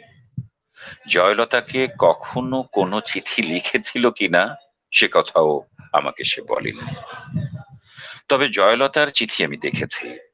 একটা চিঠি ছিল এরকম: প্রীতম, সময় গড়িয়ে যাচ্ছে, তুমি বলেছ এখন দুঃসময়, কিন্তু আমি জানি সব সময় সুসময় যদি কেউ ব্যবহার করতে জানে তাকে। আমি বুঝি বেশি দিন নেই, যদি পারো এক্ষুনি তুলে নাও, নইলে অন্য পুরুষ ছিবড়ে খাবে আমাকে। আমার ঘরে বসে সিগারেট টানতে টানতে নিরঞ্জন চিঠিটা চুপ করে এগিয়ে দিয়ে বলেছিল, বিভু চিঠিটা পড়ুন। আমি প্রথমে পড়তে চাইনি, পরে ওইটুকু পড়ে তার দিকে তাকিয়েছিলাম। না, ওই সিগারেটের ধোঁয়ায় আমি কোনো নারী প্রেম তাড়িত মানুষের ছায়া দেখিনি। ভয়ানক নির্বিকার। কিছু বুঝছেন না যে আমি জিজ্ঞেস করেছিলাম, কি বলবো এই ব্যাপারে? কোন ব্যাপারে? এই যে জয়লতা, বাদ দিন। আমি বাদ দিয়েছিলাম। নিরঞ্জন আমার ঘরে বসে অনেকক্ষণ সিগারেট টেনে টেনে ঘরটাকে অন্ধকার করে রেখে চলে গিয়েছিল সেদিন। জয়লতার সঙ্গে অন্য পুরুষের বিয়ে হয়েছিল। জয়লতা আরো সুন্দরী, আরো দেমাগী হয়ে উঠেছিল। অন্য পুরুষ ছিবড়ে খেলে মেয়েরা বুঝি সুন্দরী হতে থাকে, এ কথার সূত্রে সেদিন নিরঞ্জন আমাকে বলেছিল, মানুষকে এত ক্ষুদ্রার্থে নেবেন না।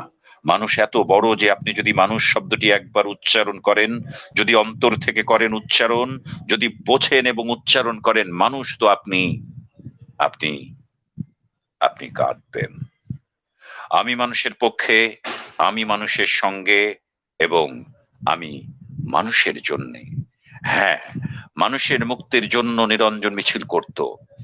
আমি শুনেছি নিরঞ্জন বলছে, তুমি দুষ্কৃতী মারো, বাঙালি মারো, হিন্দু মুসলমান গেরিলা তামিল মারো, এভাবে যেখানেই যাকেই মারো না কেন ইতিহাস লিখবে যে এত মানুষ মরেছে। বড়ই করুণ, বড়ই দুঃখজনক।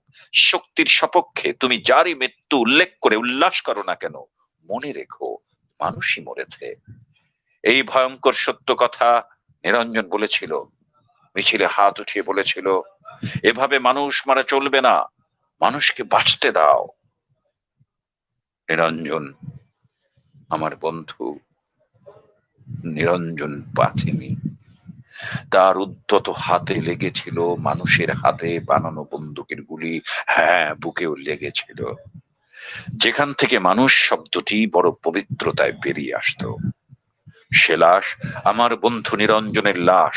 আমি দেখেছি রক্তাক্ত ছিন্ন ভিন্ন সে লাশ মানুষই কাঁধে করে তাকে বয়ে এনেছিল মানুষের কাছে। জয়লতা সে লাশ দেখেছিল কিনা সে প্রশ্ন উঠছে না। দেখলেও যদি কেঁদে থাকে প্রকাশ্যে অথবা গোপনে, তাতে নিরঞ্জনের কোনো লাভ হয়নি। মানুষ কেঁদেছিল, আমি জানি, আমি জানি, তাতেই নিরঞ্জনের লাভ ছিল। নিরঞ্জন প্রমাণ করতে পেরেছিল। গতকাল মিছিলে আইন অমান্যের অভিযোগে যে দুষ্কৃতিকারী মারা গিয়েছে তার নাম নিরঞ্জন, সে আসলে মানুষ। অসাধারণ, অসাধারণ, একদম মন্ত্রমুগ্ধের মতো শুনছিলাম পর্দার উপরে। অসাধারণ, আমরা না আসি, অসাধারণ। মাহি ভাই পরপর পড়ে যাক। না না, আসতেই হবে, সঞ্চালকদের আসতে হবে, এটা রীতি, কথা বলতে হবে। মানে মুগ্ধ হয়ে শুনছি তো। এটা আর ভাস্কর চৌধুরী Maybe- লিখেছেন আমার প্রিয়তম আবৃত্তিকার মাহি, উনি লিখেছেন, খুবই ভালো লাগছে আমার। ভাস্কর চৌধুরী, আপনাকে অভিনন্দন। তোমরা মেমি আপাকে কথা বলতে দাও, তোমরা কথা না হ্যাঁ, বলো। হ্যাঁ। মেমি আপাকে। না না, আমি মুগ্ধ হয়ে শুনছি, আসলে অসাধারণ, একদম মানে ছুঁয়ে গেল সত্যি। হ্যাঁ, এই জন্যই কথা বলতে ইচ্ছে করছিল না। তা আপা, আপনি কিছু বলেন, মাহি ভাই শুনতে চাচ্ছে আপনার কথা। না, আমি মাহি ভাইয়ের কবিতা আবৃত্তি শুনতে চাই, একটু সময় নষ্ট করতে চাই না। ও তাহলে একটা ঠিক আছে, প্রেমের আমরা- কবিতা, আরেকটা প্রেমের কবিতা বলি, আরেকটা আচ্ছা। প্রেমের কবিতা আবৃত্তি করি। আচ্ছা, ঠিক আছে, কিন্তু এই যে একাধিকবার যে কবিতাটা অনুরোধ এসছে, উদ্বাস্তু, এই কবিতাটা একটু পড়ে নি। প্লিজ। আচ্ছা। হ্যাঁ, এই কবিতাটি পড়িনি, কারণ আমি সবসময় আমার বন্ধুদের বা দর্শক শ্রোতাদের পছন্দকে গুরুত্ব দিই। যদিও এবার এই কবিতাটা খুব একটা স্বচ্ছন্দে পড়তে পারবো না, কারণ কবিতাটি আমার তৈরি নেই, তবুও পাঠ করছি। দেখা যাক আমি কতটুকু আনন্দ দিতে পারি বন্ধুদের যারা শুনতে চেয়েছেন।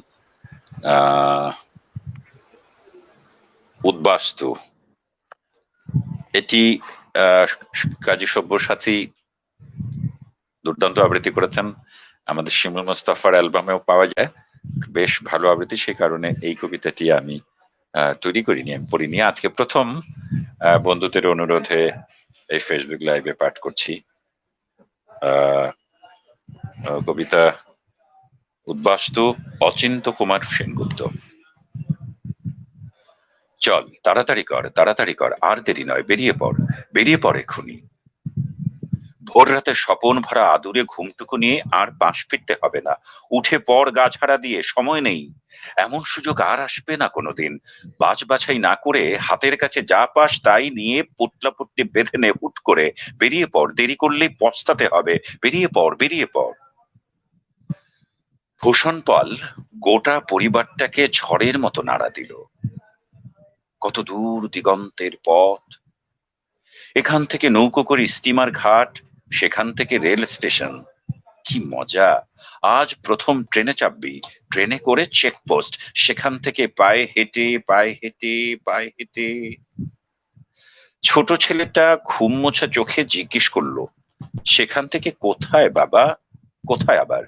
আমাদের নিজের দেশ। ছায়া ঢাকা ডোবার ধারে হিজল গাছে ঘুম ভাঙা পাখিরা চেনা গলায় কিচিরমিচির করে উঠল। জানালা দিয়ে বাইরে একবার তাকালো সেই ছোট্ট ছেলেটা, দেখলো তার কাটা ঘুড়িটা এখনো গাছের মগডালে লটকে আছে, হাওয়ায় ঠক্কর খাচ্ছে, তবুও কিছুতেই ছিঁড়ে পড়ছে না। ঘাটের শান চটে গিয়ে যেখানে শ্যাওলা জমেছে, সেও করুণ চোখে চেয়ে জিজ্ঞেস করছে, কোথায় যাবে? হিজল গাছের ফুল টুপ টুপ করে এখনো পড়ছে জলের উপর, বলছে, যাবে কোথায়? একটু দূরেই মাঠে কালো মেঘের মতো ধান হয়েছে, লক্ষ্মী বিলাস ধান। তারও এক প্রশ্ন, যাবে কোথায়? আরো দূরে ছলাৎ পাগলি নদীর ঢেউ, তার উপর ভেসে চলেছে পালতোলা ডিঙি। ময়ূরপঙ্খী বলছে, আমাদের ফেলে কোথায় যাবে? আমরা কি তোমার গত জন্মের বন্ধু? এ জন্মের কেউ নই, স্বজন নই। তাড়াতাড়ি কর, আঙিনায় গোবর ছড়া দিতে হবে না, লেপতে হবে না পৈঠে পিঠে, গরু দুইতে হবে না, মাঠে গিয়ে বেঁধে রাখতে হবে না, দরজা খুলে দাও, যেখানে খুশি চলে যাক আমাদের মতো। কিন্তু আমরা যাচ্ছি কোথায় তা জানি না। যেখানে যাচ্ছি সেখানে আছে কি? সব আছে, অনেক আছে, অঢেল আছে। কত আশা, কত বাসা, কত হাসি, কত গান, কত জন, কত জায়গা, কত জেল্লা, কত চমক। সেখানকার নদী কি এমনই মধুমতি? মাটি কি এমনই মমতা মাখানো? ধান কি এমনই বৈকুণ্ঠ বিলাস? সোনার মতো ধান আর রূপোর মতো চাল। বাতাস কি এমনই হিজল ফুলের গন্ধ ভরা, বুনো বুনো মৃদু? মানুষ কি সেখানে কম নিষ্ঠুর, কম ফন্দিবাজ, কম সুবিধেখোর? তাড়াতাড়ি কর, তাড়াতাড়ি কর। ভূষণ এবার স্ত্রী সুবলার উপর ধমক দিয়ে উঠল, কি অত বাজবাছাই বাঁধাবাঁধি করছো? সব ফেলে ছড়িয়ে দিয়ে টুকরো টুকরো করে এপাশে ওপাশে বিলিয়ে দিয়ে এগিয়ে চল। চারধারে কি দেখছিস? ছেলেকে ঠেলা দিল ভূষণ। জলা জঙ্গলার দেশে দেখবার কি আছে? আসল জিনিস দেখবি তো চল ওপারে, আমাদের নিজেদের দেশে, নতুন দেশে, নতুন দেশের নতুন জিনিস, মানুষ নয় জিনিস। নতুন জিনিসের নতুন নাম উদ্বাস্তু। ওরা কারা চলেছে আমাদের আগে আগে? ওরা কারা? ওরাও উদ্বাস্তু। কত ওরা জেল খেটেছে, তকলি কেটেছে, হত্যে হত্যে দিয়েছে সত্যের দুয়ারে। কত ওরা মারের পাহাড়ে ডিঙিয়েছে, পেরিয়ে গিয়েছে কত কষ্ট ক্লেশ সমুদ্র। পথে পথে কত ওরা মিছিল করেছে, সকলের সমান হয়ে, কাঁধে কাঁধ মিলিয়ে, পায়ে পায়ে রক্ত ঝরিয়ে। কিন্তু ক্লান্ত যাত্রার শেষ পরিচ্ছেদে এসে ছেঁড়া খোড়া খুবলে নেওয়া মানচিত্রে যেই হঠাৎ দেখতে পেল আলো ঝলমল ইন্দ্রপুরীর ইশারা, ছুটল দিশে হারা হয়ে। এতদিনের পরিশ্রমের বেতন নিতে, মসনদে গদিয়ান হয়ে বসতে, ঠেস দিতে উপশমের বিস্ফারিত তাকিয়ায়। পথের কুশো কণ্টককে একদিন যারা গ্রাহ্যের মধ্যেও আনেনি, আজ দেখছে সে পথে লাল শালু পাতা হয়েছে কিনা, ড্রয়িং রুমে পা রাখবার জন্য আছে কিনা বিগত পুরু বেলভেটের কার্পেট। ত্যাগব্রতের যাবজ্জীবন উদাহরণ হয়ে থাকবে বলে যারা এতদিন ট্রেনের থার্ড ক্লাসে চড়েছে, সাধারণ মানুষের দুঃখ দৈন্যের শরিক হয়ে, তারাই চলেছে এখন রকমারি তকমার চোপদার সাজানো 10 ঘোড়ার গাড়ি হাঁকিয়ে, পথচারীদের হটিয়ে দিয়ে, তফাৎ করে দিয়ে। হ্যাঁ হ্যাঁ, ওরাও উদ্বাস্তু। কেউ উৎখাত ভিটেমাটি থেকে, কেউ উৎখাত আদর্শ থেকে।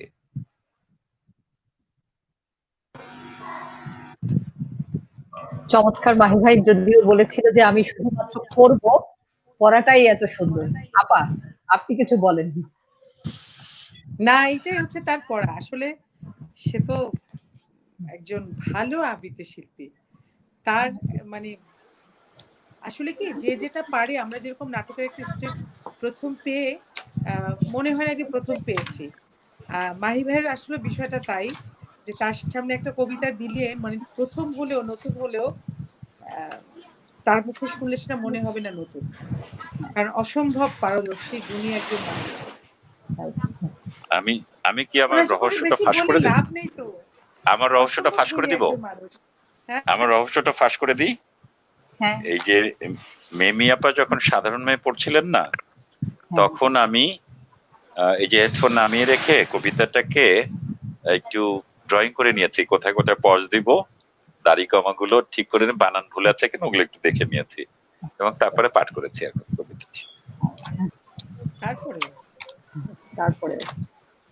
তারপরে তো মেমি আবার আপনার কাছে একটা প্রেমের কবিতার অনুরোধ ছিল, আর আশরাফ হোসেনের একটা বারবারা বিশ্বাস, আসাদ চৌধুরী। হ্যাঁ, মেমি আপার পছন্দের কবিতা পড়ছি, একই সাথে আমি দু কাজ সেরে নিচ্ছি। তিনি একটি রোমান্টিক কবিতা শুনতে চেয়েছেন এবং সেটি আমি শামসুর রহমান থেকে পড়ছি, তাহলে আমার একসাথে দুটো কাজ শেষ হয়ে যাবে। যদিও ঘড়ির কাঁটা খুব দ্রুত দৌড়াচ্ছে, দেখা যাক। পড়ছি শামসুর রহমানের কবিতা যদি তুমি ফিরে না আসো। তুমি আমাকে ভুলে যাবে আমি ভাবতেই পারি না, আমাকে মন থেকে মুছে ফেলে তুমি আছো এই সংসারে। হাঁটছো বারান্দায়, মুখ দেখছো আয়নায়, আঙুলে জড়াচ্ছ চুল, দেখছো তোমার সিথি দিয়ে বেরিয়ে গেছে অন্তহীন উদ্যানের পথ, দেখছো তোমার হাতের তালুতে ঝলমল করছে রূপলি শহর। আমাকে মন থেকে মুছে ফেলে তুমি অস্তিত্বের ভূভাগে ফোটাচ্ছ ফুল, আমি ভাবতেই পারি না। যখনই ভাবি হঠাৎ একদিন তুমি আমাকে ভুলে যেতে পারো, যেমন ভুলে গেছো অনেকদিন আগে পড়া কোনো উপন্যাস। তখন ভয় কালো কামিজ পরে হাজির হয় আমার সামনে, পায়চারি করে ঘন ঘন মগজের মেঝেতে, তখন একটা বুনো ঘোড়া ঘুরে রাখাতে ক্ষত বিক্ষত করে আমাকে, আর আমার আর্তনাদ ঘুরপাক খেতে খেতে অবসন্ন হয়ে নিশ্চুপ এক সময়, যেমন ভ্রষ্ট পথিকের চিৎকার হারিয়ে যায় বিশাল মরুভূমিতে। বিদায় বেলার সাজটাজ আমি মানি না, আমি চাই ফিরে এসো তুমি, ফিরে এসো তুমি স্মৃতি বিস্মৃতির প্রান্তর পেরিয়ে, শাড়ির ঢেউ তুলে সব অশ্লীল চিৎকার, সব বর্বর বৎসা স্তব্ধ করে দিয়ে ফিরে এসো তুমি, ফিরে এসো স্বপ্নের মতো চিলে কোঠায়, মিশে যাও আমার হৃদ স্পন্দনে। কোথায় কোথায় আমাদের সেই অনুচ্চারিত অঙ্গীকার, কোথায় সেই অঙ্গীকার যা রচিত হয়েছিল চোখের বিদ্যুতের বর্ণমালায়? আমরা কি সেই অঙ্গীকারে দিইনি এঁটে আমাদের চুম্বনের সিলমোহর? আমি ভাবতেই পারি না সেই পবিত্র দলিল ধুলোয় লুটিয়ে দুপায়ে মারিয়ে পেছনে একটা চোরাবালি রেখে তুমি চলে যাবে স্তব্ধতার গলায় দীর্ঘশ্বাস পুরে। আমার চোখ মধ্যদিনের পাখির মতো ডেকে বলছে, তুমি এসো। আমার হাত কাতর ভায়োলিন হয়ে ডাকছে, তুমি এসো। আমার ঠোঁট তৃষ্ণার্ত তটরেখার মতো ডাকছে, তুমি এসো, তুমি এসো। যদি তুমি ফিরে না আসো, গীতবিতানের শব্দমালা মরুচারী পাখির মতো কর্কশ পাকসাটে মিলিয়ে যাবে শূন্যে। আর্ট গ্যালারির প্রতিটি চিত্রের জায়গা জুড়ে থাকবে হা হা শূন্যতা। ভাস্কর্যের প্রতিটি মূর্তি পুনরায় হয়ে যাবে কেবলই পাথর। সবগুলো সেতার, সরোদ, গিটার, বেহালা শুধু স্তূপ স্তূপ কাষ্ঠখণ্ড হয়ে পড়ে থাকবে এক কোণে। যদি তুমি ফিরে না আসো, গরুর ওলান থেকে উধাও হবে দুধের ধারা। প্রত্যেকটি রাজহাঁসের সবগুলো পালক ঝরে যাবে, পদ্মায় একটি মেয়ে ইলিশও আর ছাড়বে না ডিম। যদি তুমি ফিরে না আসো, ত্রাণ তহবিলে একটি কানাকড়িও জমা হবে না। বেবি ফুডের প্রত্যেকটি কৌটায় গুঁড়ো দুধ নয়, কিলবিল করবে শুধু পোকামাকড়। যদি তুমি ফিরে না আসো, দেশের প্রত্যেক চিত্রকর বর্ণের অলৌকিক ব্যাকরণ ভুল মেরে বসে থাকবেন। প্রত্যেক কবির খাতায় কবিতার পংক্তির বদলে পড়ে থাকবে রাশি রাশি মরা মাছি। যদি তুমি ফিরে না আসো, এদেশের প্রতিটি বালিকা থুরথুরে বুড়ি হয়ে যাবে এক পলকে। এদেশের প্রত্যেকটি যুবক খাবে মৃত্যুর মাত্রায় ঘুমের বড়ি কিংবা গলায় দেবে দড়ি। যদি তুমি ফিরে না আসো, ভোরের শীতার্ত হাওয়ায় কান্না পাওয়া চোখে কাজী নজরুল ইসলাম হন্তদন্ত হয়ে ফেরি করবেন হরবোলা সংবাদপত্র। যদি তুমি ফিরে না আসো, সুজলা বাংলাদেশের প্রতিটি জলাশয় যাবে শুকিয়ে, সুফলা শস্য শ্যামলা বাংলাদেশের প্রতিটি শস্য ক্ষেত্র পরিণত হবে মরুভূমির বালিয়াড়িতে। বাংলাদেশের প্রতিটি গাছ হয়ে যাবে পাথরের গাছ, প্রতিটি পাখি মাটির পাখি।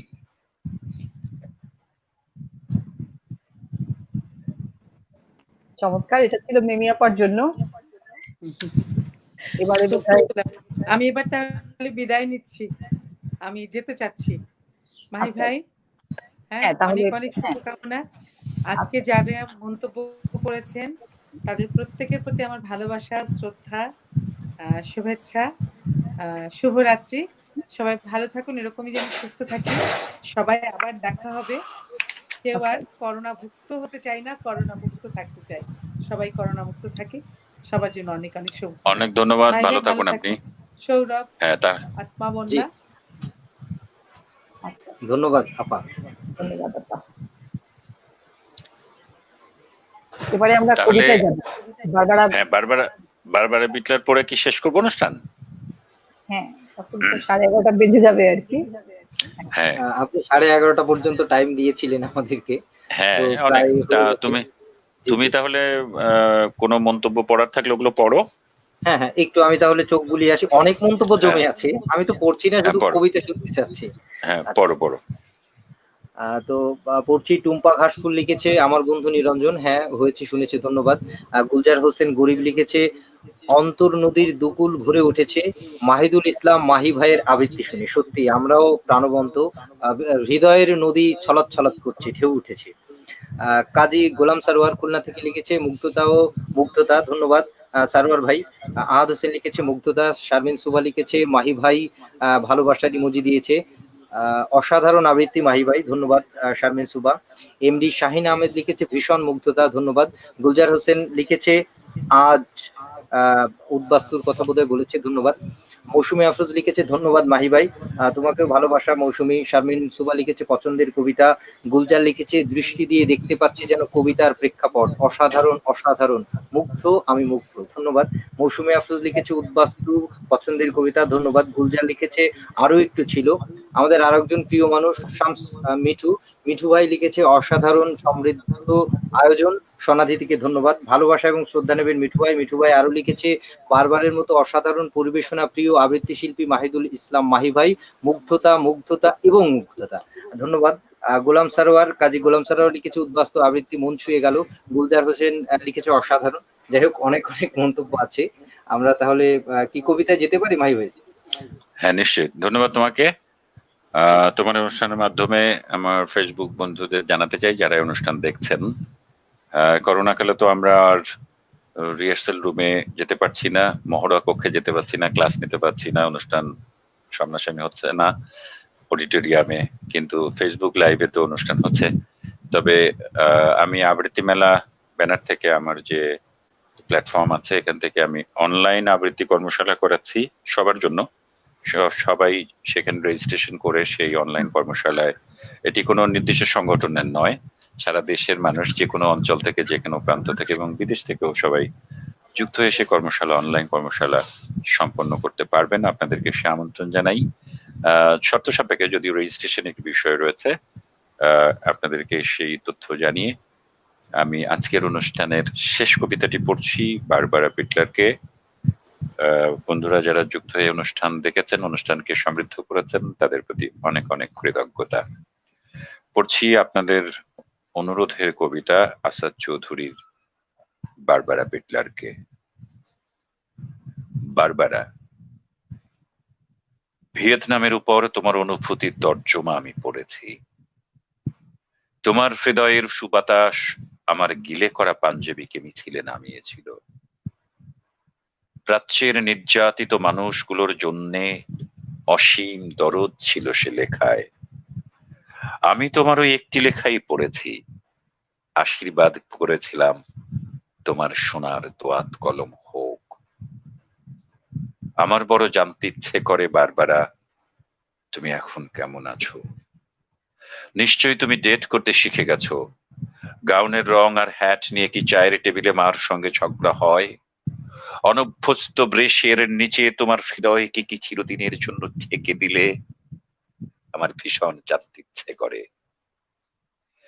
তোমাদের কাগজে নিশ্চয়ই ইয়াহিয়া খাঁর ছবি ছাপা হয়। বিবেকের বোতামগুলি খুলে হৃদয় দিয়ে দেখো, ওটা একটা জল্লাদের ছবি। 15 লক্ষ নিরস্ত্র লোককে ঠান্ডা মাথায় সে হত্যা করেছে। মানুষের কষ্টার্জিত সভ্যতাকে সে গলা টিপে হত্যা করেছে। অদ্ভুত জাদুকরকে দেখো, বিংশ শতাব্দীকে সে কৌশলে টেনে হিচড়ে মধ্যযুগে নিয়ে যায়। দেশলাইয়ের বাক্সের মতো সহজে ভাঙে গ্রন্থাগার, উপাসনালয়, ছাত্রাবাস, মানুষের সাধ্য মতো ঘর বাড়ি। 7 কোটি মানুষের আকাঙ্ক্ষিত স্বপ্নের ফুলকে সে বুট জুতোয় থেতলে দেয়। টু উইমেন ছবিটি দেখেছো বারবারা? গির্জায় ধর্ষিত সোফিয়া লোরেনকে দেখে নিশ্চয়ই কেঁদেছিলে। আমি কাঁদিনি, বুকটা শুধু খাঁ খাঁ করেছিল। সোফিয়া লোরেনকে পাঠিয়ে দিও বাংলাদেশে। 30,000 রমণীর নির্মম অভিজ্ঞতা শুনে তিনি শিউরে উঠতেন। অভিধান থেকে নয়, 80 লক্ষ শরণার্থীর কাছে জেনে নাও নির্বাসনের অর্থ কি। জর্জ ওয়াশিংটনের ছবিওয়ালা ডাক টিকিটে খোঁজ থাকবে না স্বাধীনতার। আমাদের মুক্তিযোদ্ধার কাছে এসো। সাধু অ্যাবের মর্মর মূর্তিকে গণতন্ত্র আর মানবতার জন্য মালির ঘামে ভেজা ফুলের তোড়া দিও না, নিহত লোকটি লজ্জায় ঘৃণায় আবার আত্মহত্যা করবে। বারবারা, এসো, রবিশঙ্করের সুরে সুরে মুমূর্ষু মানবতাকে গাই, বিবেকের জংধরা দরজায় প্রবল করাঘাত করি, অন্যায়ের বিপুল হিমালয় দেখে এসো ক্রুদ্ধ হই, সংগঠিত হই। জল্লাদের শানিত অস্ত্রে সভ্যতার নির্মল পুষ্পকে আহত করার পূর্বে, সঙ্গীত ও চিত্রকলাকে ধ্বংস করার পূর্বে, দর্শন ও সাহিত্যকে হত্যা করার পূর্বে, ছাড়পত্রহীন সূর্য কিরণকে বিষাক্ত করার পূর্বে, এসো বারবারা, বজ্র হয়ে বিদ্ধ করি তাকে।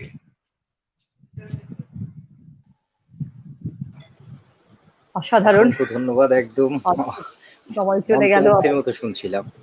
হ্যাঁ, আমাদের 1.5 ঘন্টা সময় একদম মন্ত্রমুগ্ধকর, মানে মুগ্ধের মতো শুনছিলাম না, শুধু মানে বসেছিলাম। কখন যে কোন ফাঁকে ফুরুত করে উড়ে যাওয়ার মতো সময় চলে গেল টের পাইনি, সত্যি একদম যে 1.5 ঘন্টা আমরা পার করে ফেলেছি।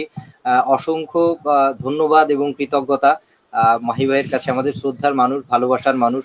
আমাদের সাথে আরো মেমি আপা ছিলেন, তার প্রতিও কৃতজ্ঞতা এবং ভালোবাসা। তো মাহি ভাইয়ের আমরা একদম শেষ পর্যায়ে চলে এসেছি। আমরা মাহি ভাইয়ের কাছে যাচ্ছি আমাদের আজকের এই আয়োজনের বিদায়ী শুভেচ্ছা বিনিময় করবার জন্য আমাদের শ্রোতা দর্শকদের উদ্দেশ্যে। ধন্যবাদ। অবশ্যই নানা রকম অনুষ্ঠান হচ্ছে, নানা ধরনের নানা আঙ্গিকের আবৃত্তি সংগঠনগুলো এবং আবৃত্তিকে ঘিরেও নানা রকম অনুষ্ঠান হচ্ছে ফেসবুক লাইভে।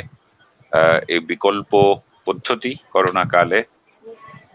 করোনাকাল কেটে গেলে আবার আমরা মিলনায়তনে ফিরবো, টেলিভিশনের পর্দায় ফিরবো। তার আগ পর্যন্ত বন্ধুদেরকে ফেসবুক লাইভে সংযুক্ত থেকে অনুষ্ঠান দেখে আবৃত্তির আয়োজনকে সমৃদ্ধ করবার জন্য ধন্যবাদ এবং কৃতজ্ঞতা জানাচ্ছি। আর আমরা সবাই জানি, আমরা এখন সবাই সচেতন, তারপরেও বলবো সামনে ঈদ আসছে, কোরবানির ঈদ। এ সময় আমাদের আরো বেশি সচেতনতা মানে বাড়াতে হবে। প্রত্যেকে আমরা নিজে সচেতন থাকবো, পরিবারের সকল সদস্যকে সুরক্ষা দিব এবং তার মাধ্যমে আমরা সমাজ এবং আমাদের দেশকে করোনার হাত থেকে রক্ষা করবার আপ্রাণ চেষ্টা করব। সবাই সুস্থ থাকবেন, ভালো থাকবেন। সবার প্রতি আমার বিনীত অভিবাদন এবং কৃতজ্ঞতা। ধন্যবাদ মাহি ভাই। বন্যা আপা, আসলে আজকের সনাদিতির সাথে ছিল 2 জন নক্ষত্র, তাদের আলোতে 1.5 ঘন্টা সময় আলোকিত হলো আমাদের সনাদিতি। আমরা আসলে খুবই কৃতজ্ঞ এবং ধন্য ছিলাম এই 1.5 ঘন্টা সময় ধরে, এবং সবসময় কৃতজ্ঞ আমাদের এই গুরুজনদেরকে পাশে পেয়ে। আমরা তাদের, মানে আমাদের আহ্বানে তারা যে সাড়া দিয়েছেন, এজন্য আরেকবার কৃতজ্ঞতা জানাচ্ছি, ধন্যবাদ দিচ্ছি। সাথে সাথে আমাদের যারা দেখছিলেন, অর্থাৎ আমাদের দর্শক যারা, তাদেরকে, তাদের কাছেও আমার অসীম কৃতজ্ঞতা, কারণ তারা না দেখলে আমরা প্রতিদিন এরকম সাজাতে পারি না। তাদের ভালোবাসায় সিক্ত হয়েই আমাদের এই আসরগুলো জমে ওঠে। সেই জন্য তাদের জন্য অনেক অনেক ভালোবাসা এবং অনেক অনেক কৃতজ্ঞতা এবং অনেক ধন্যবাদ। আর ধন্যবাদ সাথে সাথে আজকে নেমিয়াপা ছিল আমাদের সাথে, ছিল ভাই ভাই। আসলে এই নাম দুটো বলার সাথে সাথেই বলা হয়ে যায়, তাদের জন্য বিশেষণ প্রয়োজন হয় না। এক একটা নামই এক একটা বিশেষণ, এক একটা নামই এক একটা প্রতিষ্ঠানের মতো আমাদের চলে আসে। সাথে সাথে তাদের প্রতিচ্ছবি, তাদের আবৃত্তি, তাদের অনুরণন, শব্দ উচ্চারণ সবকিছু আমাদের কানে লেগে যায়। যা হোক, আমাদের সাথে আজকে 1.5 ঘন্টা ধরে তারা ছিলেন, এজন্য তাদেরকে আরেকবার ধন্যবাদ জানাচ্ছি, কৃতজ্ঞতা জানাচ্ছি। আশা করি পরবর্তীতে আমরা যখন মঞ্চে অনুষ্ঠান করব, তখনও তাদের আশীর্বাদী ছোঁয়া আমাদের সাথে থাকবে এবং সবসময় আমাদের নতুন পথ চলায় তারা থাকবেন আমাদের মাথার উপরে আশীর্বাদের হাত থেকে। সেই প্রত্যাশাই আজকে শেষ করছি। আমরা আবারও একত্রিত হব সুন্দর সুস্থ পৃথিবীতে, করোনা মুক্ত পৃথিবীতে। আর সবাইকে অবশ্যই নিরাপদ থাকার জন্য থাকতে হবে এবং অবশ্যই নিয়মবিধি মেনে চলতে হবে। সবার সুস্থ জীবন প্রত্যাশায় শেষ করছি। ধন্যবাদ। সৌরভ। ধন্যবাদ। সবাই তো শেষ করে দিলেন, আমার আর নতুন করে বলবার কিছু নেই। করোনার মহামারী চলছে, আমিও একই কথা বলবো, সবাই যে যেখানে থাকেন কর্মক্ষেত্রে তো যেতেই হবে, আর সচেতনতা এবং সাবধানতার সাথে থাকবেন। তো এই বলে আপনাদের সুস্থতা এবং সাফল্য কামনা করে আমাদের আজকের শরণার্থী অন্তর্জাল আড্ডা পর্ব 24 এই অসাধারণ পর্বটি শেষ করতে ইচ্ছা করছে না, তারপরও সময়ের কাছে বাধা, শেষ না করে পারছি না। তো যাই হোক, সবাই সবার আবারও সুস্থতা কামনা করে, সাফল্য কামনা করে শেষ করছি। শুভরাত্রি, ভালো থাকবেন, সুস্থ থাকবেন। ধন্যবাদ।